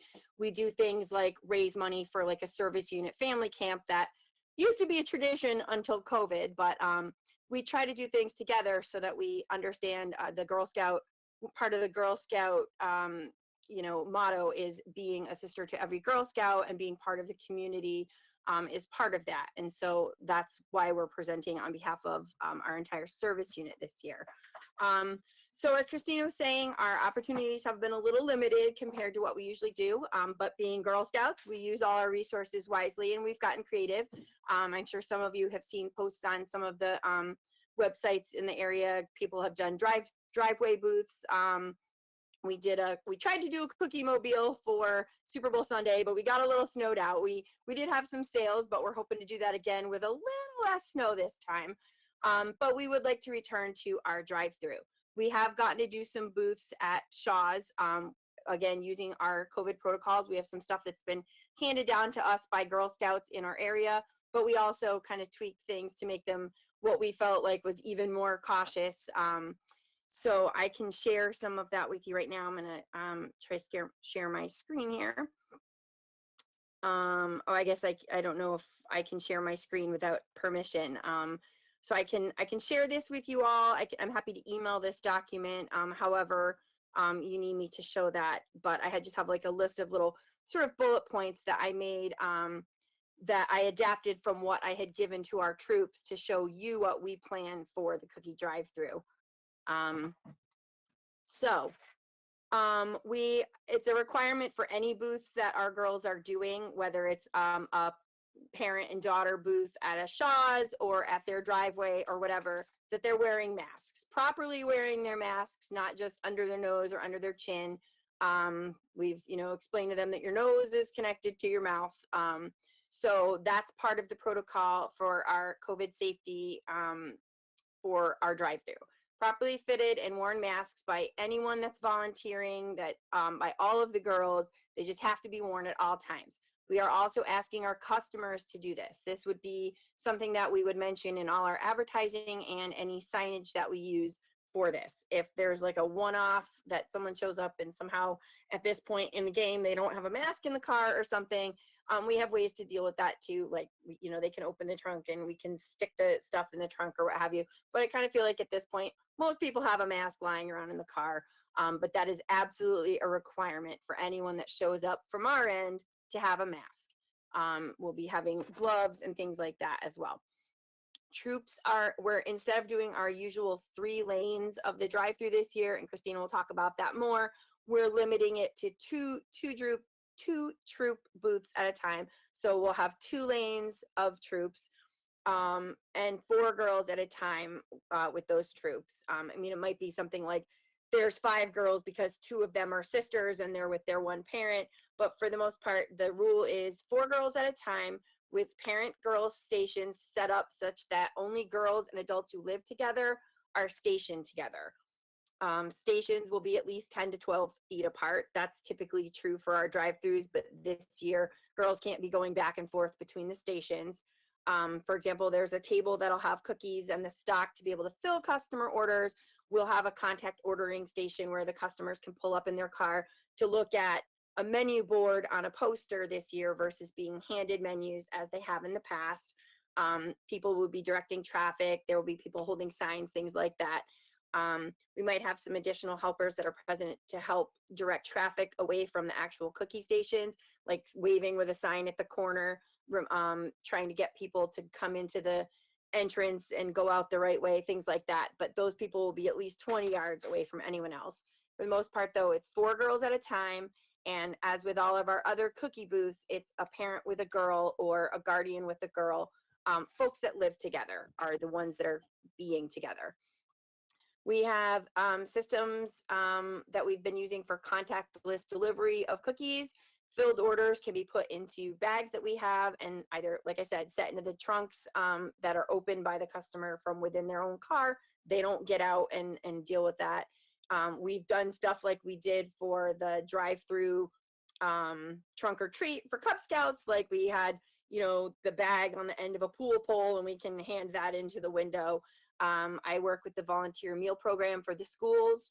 And we do stuff like they, open the back and we drop the bag on the back. There's a variety of ways to handle that that we've dealt with.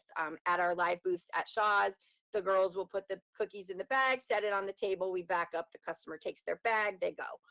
There's no reason that we have to be touching anything that somebody else is touching at the same time. In terms of payment, we have several contactless options. That's always been a thing, but we're really pushing that this year. Again, trying to make sure that that's on any signage and advertising that we do. If there is cash involved, plastic Gladware type containers can be used. Customers can stick their money in there at arm's length and we can take it and then make change and same thing. It's adults only handling money. That's a Girl Scout policy this year, but it's also one that, we've made sure to enforce with our troops. That way, if anyone does have to handle cash, it's an adult. They're less likely to stick their fingers in their mouth and stuff afterwards without sanitizing. We have lots of e-payment options that are available and are encouraged. Girl Scouts, first of all, has a digital cookie website. Customers can even place an order for immediate payment and delivery. They can pull up in there. We can have the digital cookie website available on a poster. They can type that in. They can place their order, pay with a credit card. That will pop up on our end. We can fill the order, pull them up through the drive-through, send them the bag on their merry way. Girls can also, and adults can also use that same site to take verbal payments for troops. So a customer can tell us their order, we get that ready. They can read the credit card number off to us. We put that into that app on our own mobile device. They don't have to touch anything that we touch, and a receipt gets emailed to the customer. As always, many troops have Venmo, PayPal options available. my troop has a credit card tap device. So for cards that are chip enabled that have that tap feature, you know, arm's length, they tap the device, or they can even, if it's a chip reader, stick it in the end. Nobody has to touch the same thing someone else is touching. And then all receipts can be texted or emailed to customers.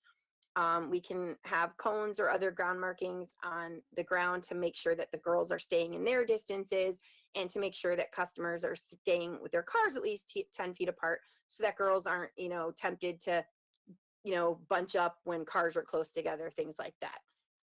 We're making sure that we're keeping distance between Girl Scouts and volunteers. As usual, we will have our cones up with our caution tape. That's a physical visual barrier that will remind girls and parents to stay back and to keep customers, you know, from being tempted to get out of their cars. We'll have hand sanitizer everywhere, gloves available. Traffic, as always, will be filtered one way. And then afterwards, sanitation spray for tables, etc., and all of the paraphernalia that we've used when we're packing up. So we have been very successful with the few booths that we have had this year. I feel like having a drive-through makes social distancing even easier, and just, again, reinforcing with signage and advertising. And as folks come through, you know, please put on a mask, and we'll have ours on as well. Thank you for that detailed presentation. I know I've enjoyed getting Girl Scout cookies when you've done these, and you always do a great job. But there are just two pieces of this that I do want to turn, and I'm very supportive of this. There are two pieces of this that I just want to turn to the town manager and ask about. Generally, Mrs. Jacobson, on these, whether it's done at the library or the fire station, when events like this, we generally have a sign off from that it's okay to use that parking lot. I'm not seeing this in that package, so I would like to get confirmation, unless you have it from Dr. Collins, that this there's no conflicting events at that site. And also, I know that generally the Board of Health doesn't have to sign off on this, and certainly they have given a detailed plan to address any COVID concerns. But my question to you is whether the Board of Health has had any input or concerns with this event. So through the chair, we did hear from the library director, One Jean second, Campbell. Oh, I just wanted to let you know, I did speak with Eileen Alexander earlier this afternoon and went over the plan with her as well. And she told me that I could mention that to you as well. Okay, thank you. Mrs. Jacobson, go ahead. So we do have a sign off from the library director, Jean Collins, that the space is available during the date that was requested. And as April said, this afternoon, our assistant public health director, Eileen, spoke with April, went over the detailed plan, and Eileen let me know that she believes that the plan meets all the requirements that the Board of Health would recommend, and that they're very comfortable with this.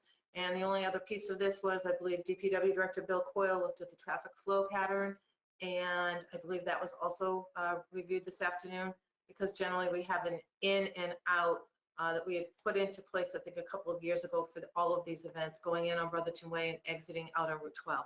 So I believe that that was discussed this afternoon.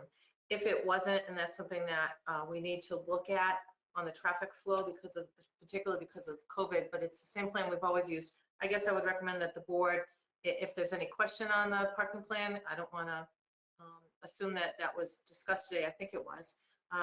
You could always take a vote contingent on April and Christina just working with DPW Director Coyle just to make sure that the traffic flow works well for everybody.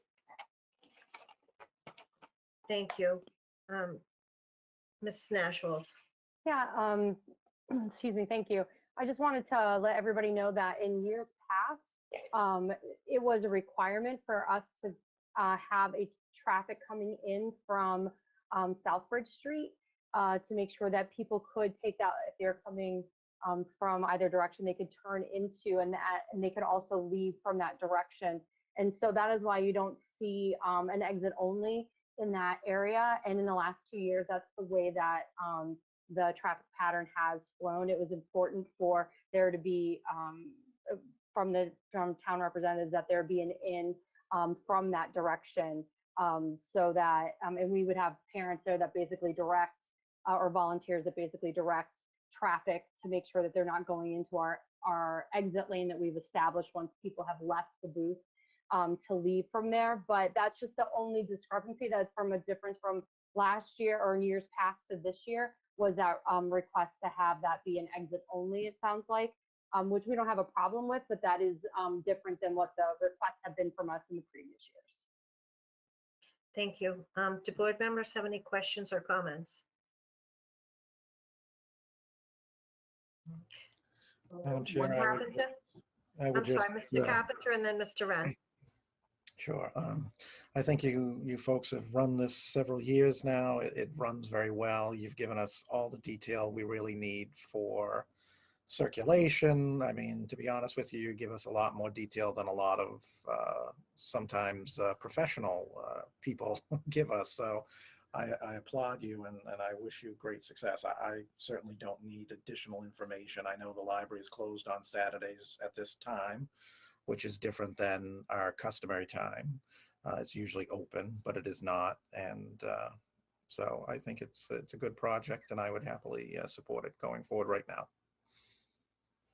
Mr. Wren? I'm in complete agreement with everything Mr. Carpenter just said. I just have one rather serious question. I'm hearing a lot about a new French toast Girl Scout cookie in some areas. Yes, Will you- unfortunately, there are two bakers actually for Girl Scout cookies, and Central Mass and Western Girl Scouts sell the Little Brownie Bakers, which does not sell. It's called Toastier. However, if you are in Westboro and over, or in Rhode Island, which is where we've partnered up with some friends, some other troops, we do a swap sometimes. They are selling those cookies. So Westboro and on, you can find them, but and with a couple, and their flavoring is a little bit different than ours. But that is the new cookie, and I have tried it, and it tastes like a cinnamon frosted graham cracker, and it's very good because we don't have any left in the household. All right, I'll settle for Samoas, but thank you for answering. If there's nothing else, is there a motion? Madam Chair, I'd make a motion that we, let me look at my pack to make sure that I'm reading it, that we approve the license provided that all requirements of state and town and Avis departments, boards, and commissions have been fulfilled. Said license is subject to all the conditions stated upon it. Failure to comply with any and all the conditions shall invalidate the license and render it null and void. I'll second. I'm sorry, was that Mr. Wren? Yes. Okay, we have a motion and a second. Is there any further discussion? Seeing none, by a roll call vote, Mr. La Liberty, Yes. Mr. Carpenter, Yes. Mr. Wren, Yes. and the chair votes yes. We wish you the best of luck with your event, and thank you for waiting. Thank you, and thank you for your time. We appreciate it. We hope to see you on one of the drive-through weekends. Thank you. And hopefully it's above 32. Woo! Good night. Madam Madam Chair, Chair, do we have to vote to waive the license fee? yes, Right. that's what I was just going to mention. Woo! We have a motion and a second to waive the license fee by a roll call vote. Mr. La Liberty, Yes. Mr. Carpenter, Yes. Mr. Wren, Yes. and the chair votes yes. Thank you. Thank you very Thank much. Have a good night, everyone. Good night. Again, trying to be respectful of the time and the fact that we have to take a roll call vote for each agenda item. Could I have a motion to move up agenda item 4F immediately followed by 5C? So moved. We Second. have a motion and a second by a roll call vote. Mr. La Liberty, Yes. Mr. Carpenter, Yes. Mr. Wren, Yes. and the chair votes yes. We are now on agenda item 4F, which is a request that the board vote to place the Auburn Housing Authority seat appointed until May 18th, 2021 on the 2021 annual town election ballot. And we have Town Clerk Deb Grimo on the call. Ms. Grimo. Good evening. Good evening. So I'm asking that we that seat, last year we put the Auburn Housing Authority seats back on the ballot. They hadn't been on the ballot since 2017, when there were supposed to be regulations promulgated by the Department of Housing. So we did put them back on last year, since they still have not promulgated the regulations. They were supposed to have election regulations for a tenant-based election, but where they have not done that, 3 of the seat, well, it's a 5-member board. 1 is a governor's appointment, and 4 were elected positions. Out of the 4, 3 were supposed to be elected positions, with 1 of them being a tenant elected position. However, they haven't done the regulations.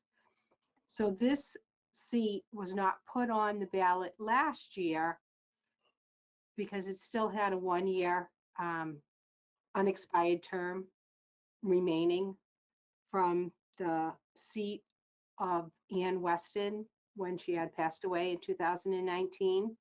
So we decided, or you decided, to leave that one just in case they promulgated the regulations, which they have not as of yet. So at this point, that seat is going to expire, the appointment. So I'd like to see that it be put back on the ballot. It'll be put on for 5 years. And if by chance they do promulgate the regulations this year, which they don't even seem like they're doing anything at this point, we could always request a waiver. Do members have any questions or comments? Seeing none, is there a motion? I would make a motion that we place the position on the May 2021 ballot as outlined by the town clerk. I'll second. We have a motion and a second. Is there any comment under the motion? Seeing none, by a roll call vote. Mr. La Liberty, Yes. Mr. Carpenter, Yes. Mr. Wren, Yes. and the chair votes yes. Thank you, Mrs. Grimo, for that explanation and for waiting on the call. Okay, thank you. Thank you. Moving on, we've just moved up agenda item 5C, and that is an update on the proposed library Goddard Park pedestrian bridge project. And I believe Mr. Kazanovich is going to give us some updated financial information. Mr. Kazanovich.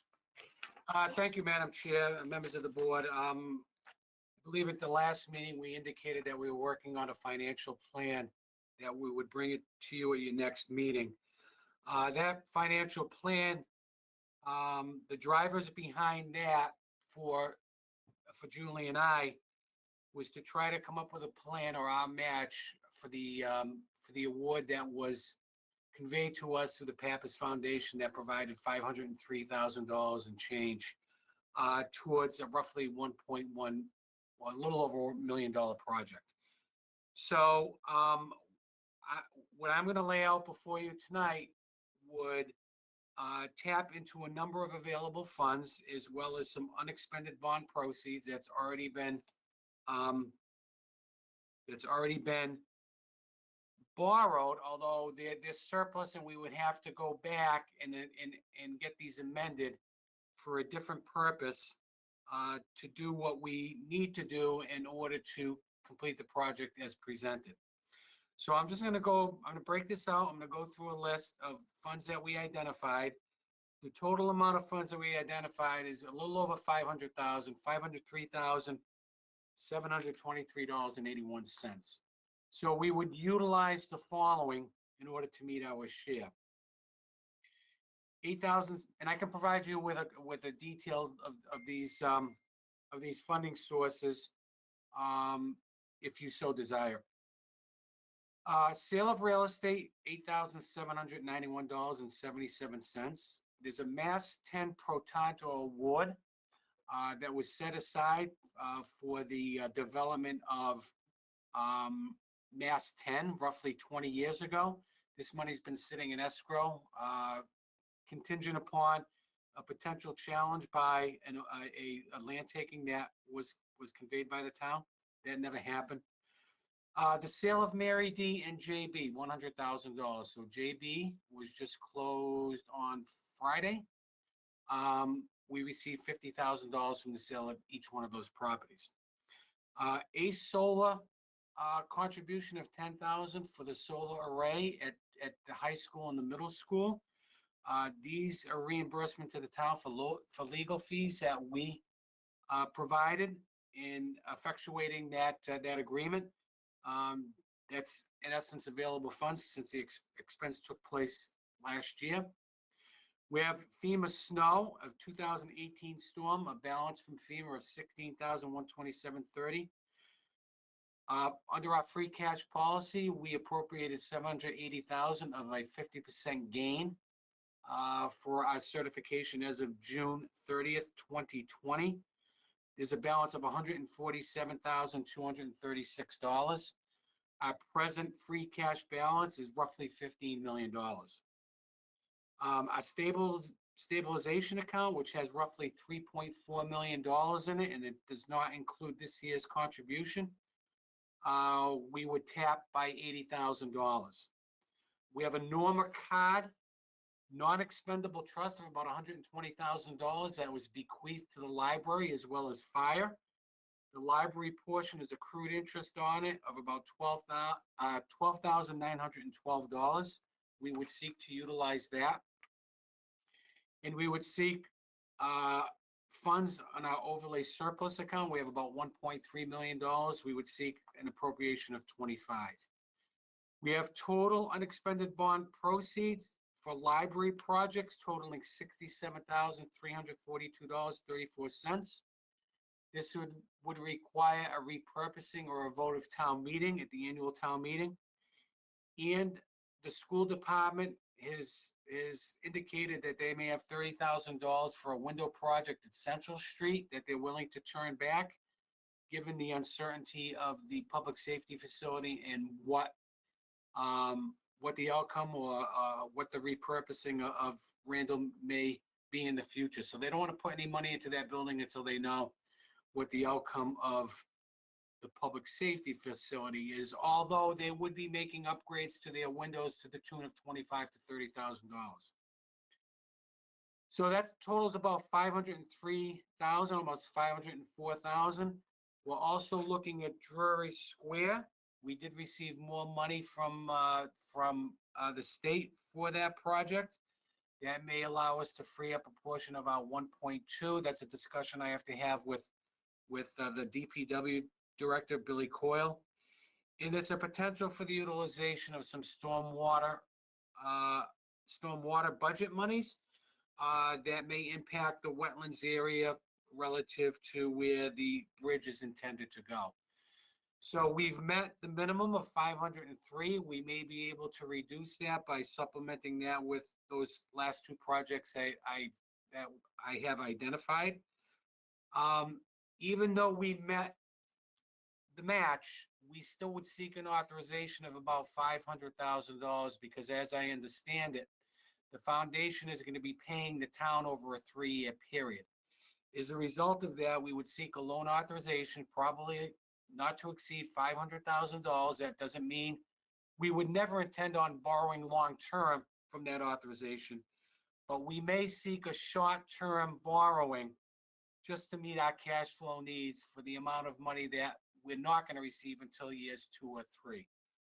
So I may be able to do it without an authorization. I would have to seek some approvals from DOR, whether I can treat a commitment for those funds from the foundation, basically as an IOU, as a receivable, and it may not require an authorization. But I just wanted to put that out there just in case we have to go that route. So I'd be happy to answer any questions for you. I could tell you if we did have to borrow money to meet our cash flow obligations for the project of $500,000, we're getting at about a 1% interest rate. Even if I went out for the full value of $500,000, it would be about a $5,000 annual cost for a short-term borrowing. So that's our plan. I think that meets our obligation. I think it's a good plan. I think it secures at least the commitment that the Pappas Foundation has put forward, and it makes for a exciting project and a better Drury Square overall. It fits in with the other projects that are slated for that area. So, Madam Chair, I'll turn it back to you. I'd be happy to answer any questions if the board members should have any concerns or questions. Thank you, Mr. Kazanovich. I'll now open it up to board questions or comment. Seeing none. Mrs. Jacobson, is there any action that we need to take on this tonight? Through the chair, I don't think there is any action. I think our next steps, and Ed, correct me if I'm wrong, but I think our next steps would be at some point to bring this to the Finance Committee and present it to them as well. We just wanted to show you what we were looking at for a finance plan. And again, as Ed said, we may need to tweak it a little bit, but I just want to thank him. Did a tremendous job putting together, a dozen or so different sources so that we don't have to expend or cause the taxpayer any additional funds. So I think he did a great job. So I think our role now is to go to the Finance Committee and bring this all to them, and then start doing outreach to the public for the conversation we had at the last meeting, and letting everybody know about this project. We are super excited about it. It's a great opportunity for the town. It's a great opportunity for the library, and it's really, if we can get this done, it's really going to make Drury Square and our municipal parcels in Drury Square really much more valuable and a better asset for our residents and businesses to use. So we're very excited. So unless the board has any questions, this is how we're going to proceed, again, with Finance Committee and outreach to the public. Thank you. And thank you, Mr. Kazanovich, for putting that together. I know that the board had some questions on the match, so we appreciate that. Thank you. And I don't think that, Mr. Kazanovich, you have nothing else on the agenda tonight. I know we've gone a little long here, but I believe that you're all set on your agenda items. Madam Chair, I appreciate you moving the item up. I intend on going home and spending some time with my daughter Carly. It's her birthday this evening, so thank you for moving the item up. I do appreciate it. Absolutely, and happy birthday to Carly. Thank you. Good evening, everyone. Good night. Hi, Ed. Thank you. Okay, moving on with the agenda. We have gift acceptance in accordance with Mass General Law, Chapter 44, Section 53A, and we have two gifts to the Fire Department gift account. One from Chester Essential in memory of Roberta Nicholson, and one from Maureen Kennedy in the amount of $25 in memory of Roberta Nicholson. Is there a motion? Make a motion to accept with gratitude. Second. We have a motion and a second by roll call vote. Mr. La Liberty, Yes. Mr. Carpenter, Yes.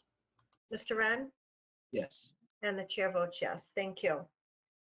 So let me just move on to this. Agenda item 4D, proclamations and recognitions. In your packet, you have a request from Masterman's. They've been in business for 60 years, doing 40 of those years in the town of Auburn. It does meet the criteria for issuing a proclamation. Are there any questions or comments?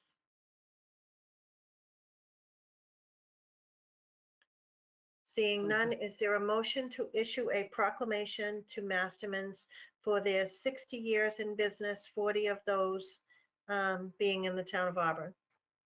Through the chair, I'll make that motion, but I did miss the comment. My apologies. Just on a side note, in addition to their longstanding, of being in the town, being in the community, they are I want to say a friend, but I'm going to say the best friend of Auburn Youth and Family Services. Wonderful organization, and they do a lot of community outreach. I can't say enough about Masterman's. Thank you. And Mr. Carpenter, had you made that second? I will make a second, yes. Okay, so we have a motion and a second. Is there any additional comments on this?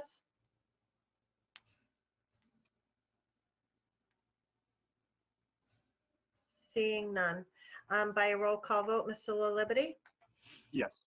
Mr. Carpenter, Yes. Mr. Ren, Yes. and the chair votes yes. Thank you, everyone.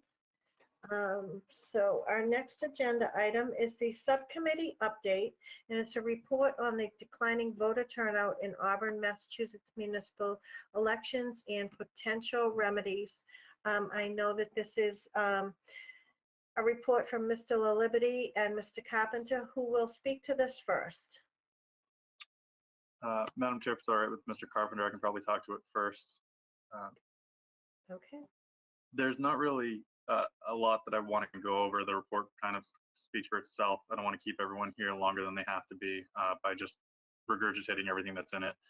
We spent some time looking at Auburn's past elections just to get an idea of the trend, and then with permission of the board, I think it was on February 10th, so we're going back almost exactly a year, we were able to ask other towns what they kind of saw as trends, get the data from them, and in the packet, you can see the whole county is on a downward slope as far as voting in municipal elections. The only towns that we saw that actually had significantly higher turnout were ones that had debt exclusions in them, which unsurprisingly, something controversial put on the ballot, you get more people to turn out, or even something that people are discussing, they're more likely to turn out. We were also able to send out that survey to town clerks. We sent it out to 60 communities. We got about 19 responses, so 32% response rate. And from those responses, which again, all of them are outlined in the full report, you can see that there were varying things that some communities had tried and others didn't. Of those, when we did an analysis on them, none of them were really statistically significant. Again, we're working with a really small sample set, so it's kind of hard to say if anything would have stood out. The only thing that we saw was that there was an uptick in voter turnout when you had a debt exclusion or something else on the ballot that would really drive people out. As far as other articles that we looked at, the most common thing cited that I found in scholarly articles and was that elections, when they lined up in November with larger elections, they tended to get a higher turnout just because people were used to voting in November. Of course, in Massachusetts, we're required to hold our town elections in the spring. So anything on that would have to go through the legislature as a whole. They'd have to actually act on that. So that's not really an option for us. Other things that we touched on in it were student selectmen as something that not necessarily to drive up voter turnout, but would get some more participation. I spoke to students at the high school, though they were seniors last year, so now they're off at college, and they were interested in it. I don't know if that interest is continuing throughout Auburn High. It might, and it might be something that the town might want to consider or look at in the future. That's really all I have. I don't want to, like I said, go into too much detail regurgitating whatever, what we already wrote in there. And at this point, I'll just turn it over to Mr. Carpenter if there's anything I left out or that he wants to touch on. No, I think you did a great job, and unfortunately, COVID, like so many things, interrupted our work, so we weren't able to go forward and collect further information. So I know Mr. Liberty is nearing the end of his abbreviated term, but to those board members still planning on being with us after May, I do intend to ask that we continue to look at this as as a subcommittee once we settle down and see what interest there may be. We still don't know what changes, permanent or otherwise, may be made, other options for voting, which I would hope the state legislature would take that under advisement, that, mail-in voting is a sure winner in all elections. We've seen that consistently throughout this last year. And I don't think you should need an excuse to get a ballot. If you want to fill out a request, an application, and have the town clerk send it to you or your city clerk, I don't see anything wrong with somebody requesting that for the year like we do with an absentee ballot if you have a disability or other criteria that fall under that. I think it's something that makes it very viable for people. And with that, I'll say I'm done. I'm going to put away my soapbox. It should be well varnished by now, but thank you, guys. Well, thank you both for the work that you did on this. There's some really, interesting elements of this report, and I couldn't agree more that a candidates forum or debate type event, is key to getting information out there. Unfortunately, we just need the right people to step up and host something like that. And again, I do like the idea of having a student representative on the board, similar to what's done at the school committee, because like Mr. Liberty, there are many students in high school who are looking at the government end of it, not just the academic end of it. So thanks for your presentations. And yes, a lot was interrupted by COVID, and you guys did a great job on this. So thank you. Is there anything else on this item? Nope, I think that's it.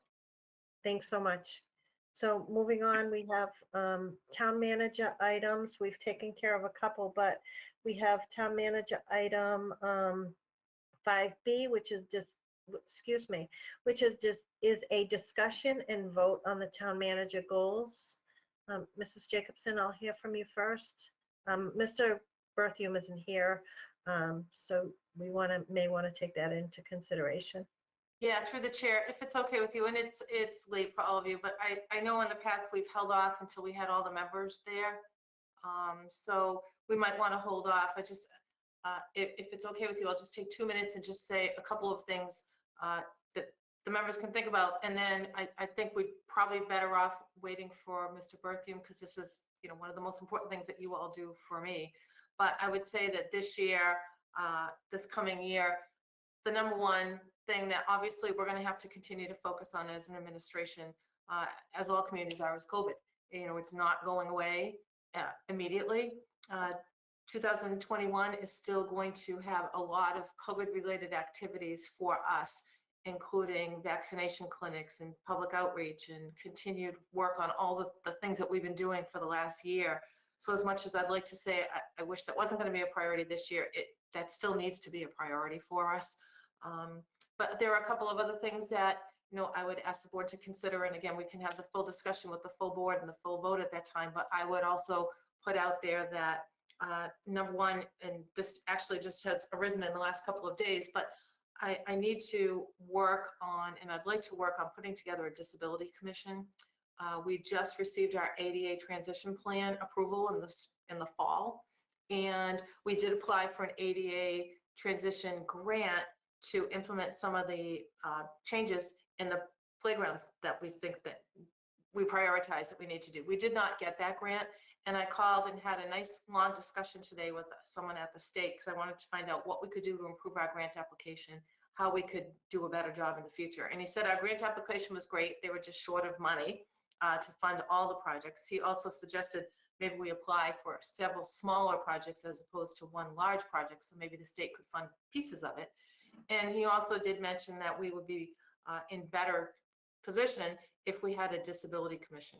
So just wanted to let the board know that's a pretty big undertaking, because under Mass General Law, you have to get a vote of town meeting to have a disability commission. So we'd be working on an article.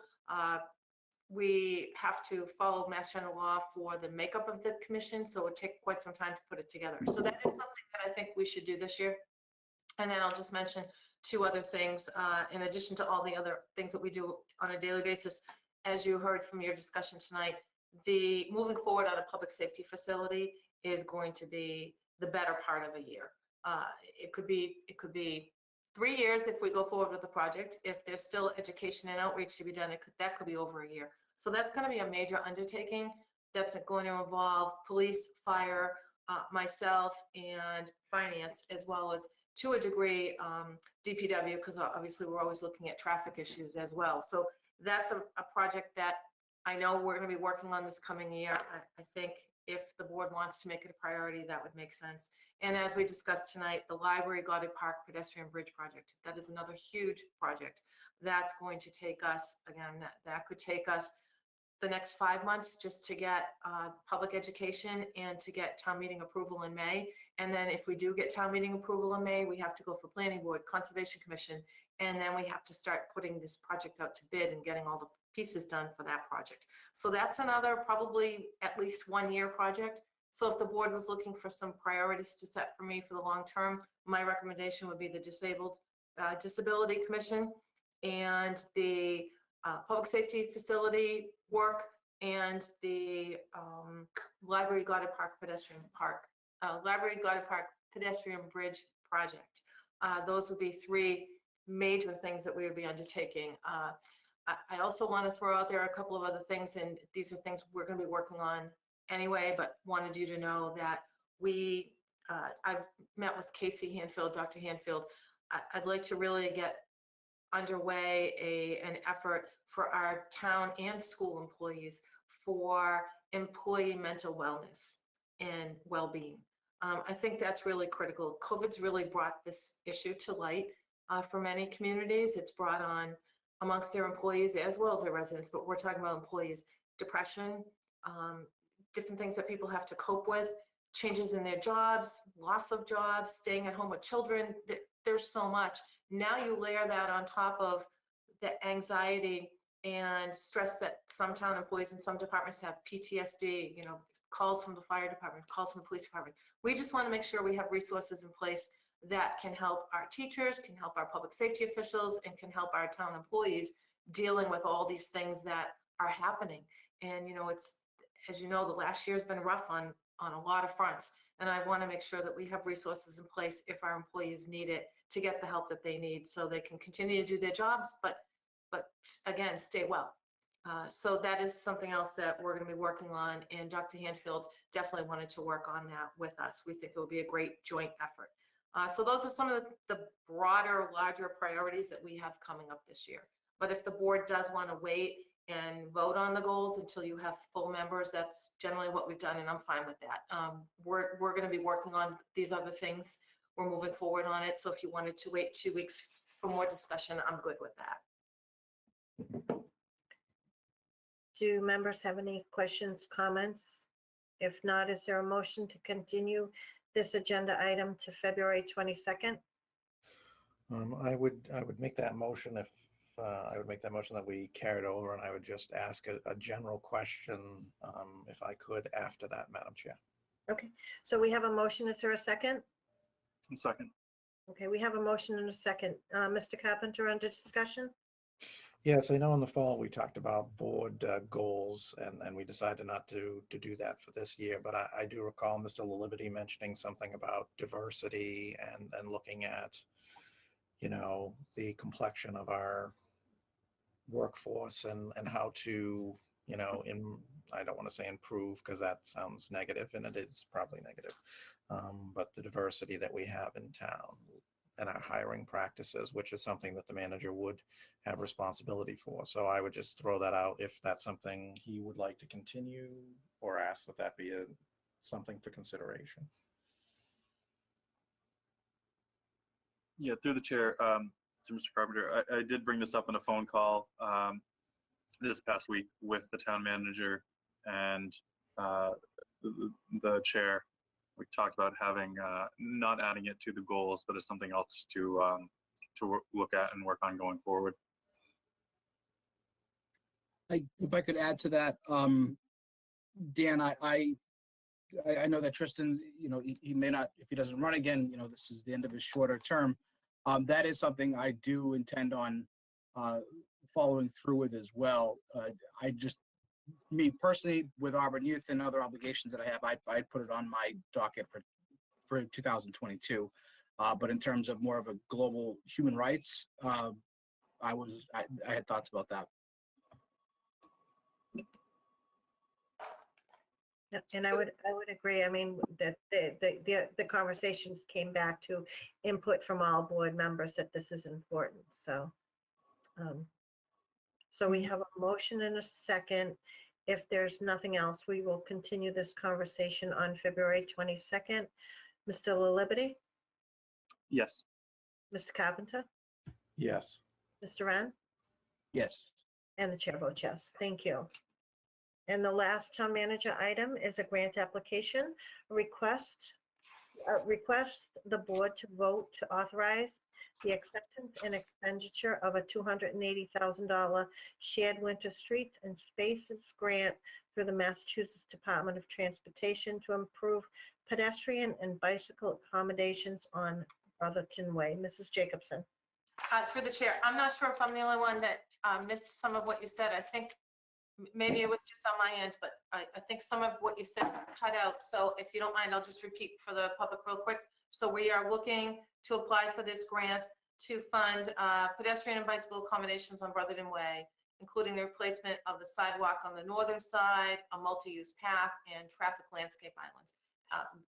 We have tried other funding sources to get this work funded. It's costly, but I think it's necessary. So we continue to seek potential state funding sources. This may be a good opportunity to do that. So we did find out about it in between our board meetings. So we did put an application in, but we're asking for approval to accept and expend the funds should we get them. I'm not sure this is a very, very competitive grant program, but we thought it would be worth putting an application in. I should also mention while I'm talking to you, I'm pleased because I just finished working on the annual report for myself, town manager, and looking at all the grants.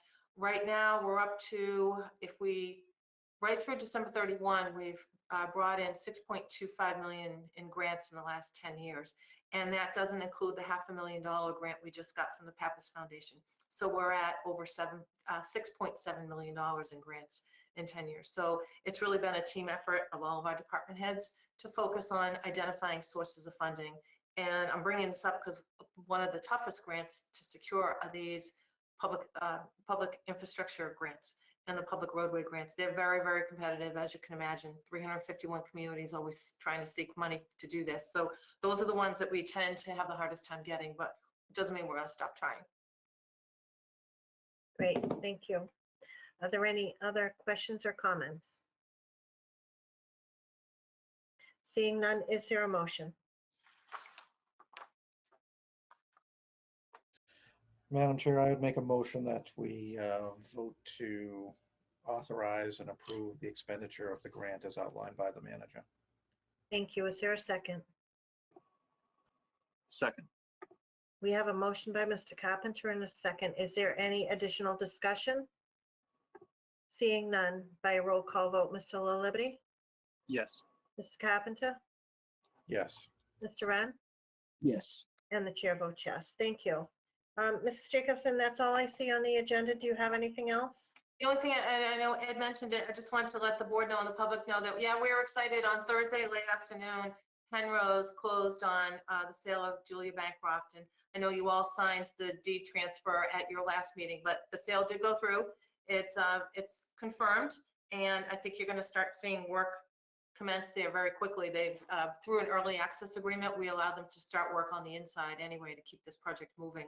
We are looking to set up a remote groundbreaking like we did for Mary D, probably sometime in March. We're awaiting word from some of our state officials that would like to participate. So as we find out more information, we'll keep you informed. But we're excited. We want to congratulate Penrose. And it's just great to know we're going to have this senior housing, that it's really going a great speed at Mary D. And I think Julia Bancroft will be the same. So thanks for all your support on that. This has been a number of years for this project, but it's great to see it come to fruition. Thank you. Thank you all. If there's nothing else, we have no tabled items. Do board members have anything? Mr. Carpenter? Nope, I'm just waiting for the inevitable motion to adjourn, Madam Chair. Oh, okay. So we have the minutes of January 11th. Are there any omissions or corrections? Seeing none, is there a motion to adjourn? I would make that motion. Is there a Thank second? everybody. Second. By a roll call vote, Mr. La Liberty, Yes. Mr. Carpenter, Yes. Mr. Wren, Yes. and the chair votes yes. Thank you, everyone, for a good meeting. Thank you. Thanks, guys. Good night. Good night. Night.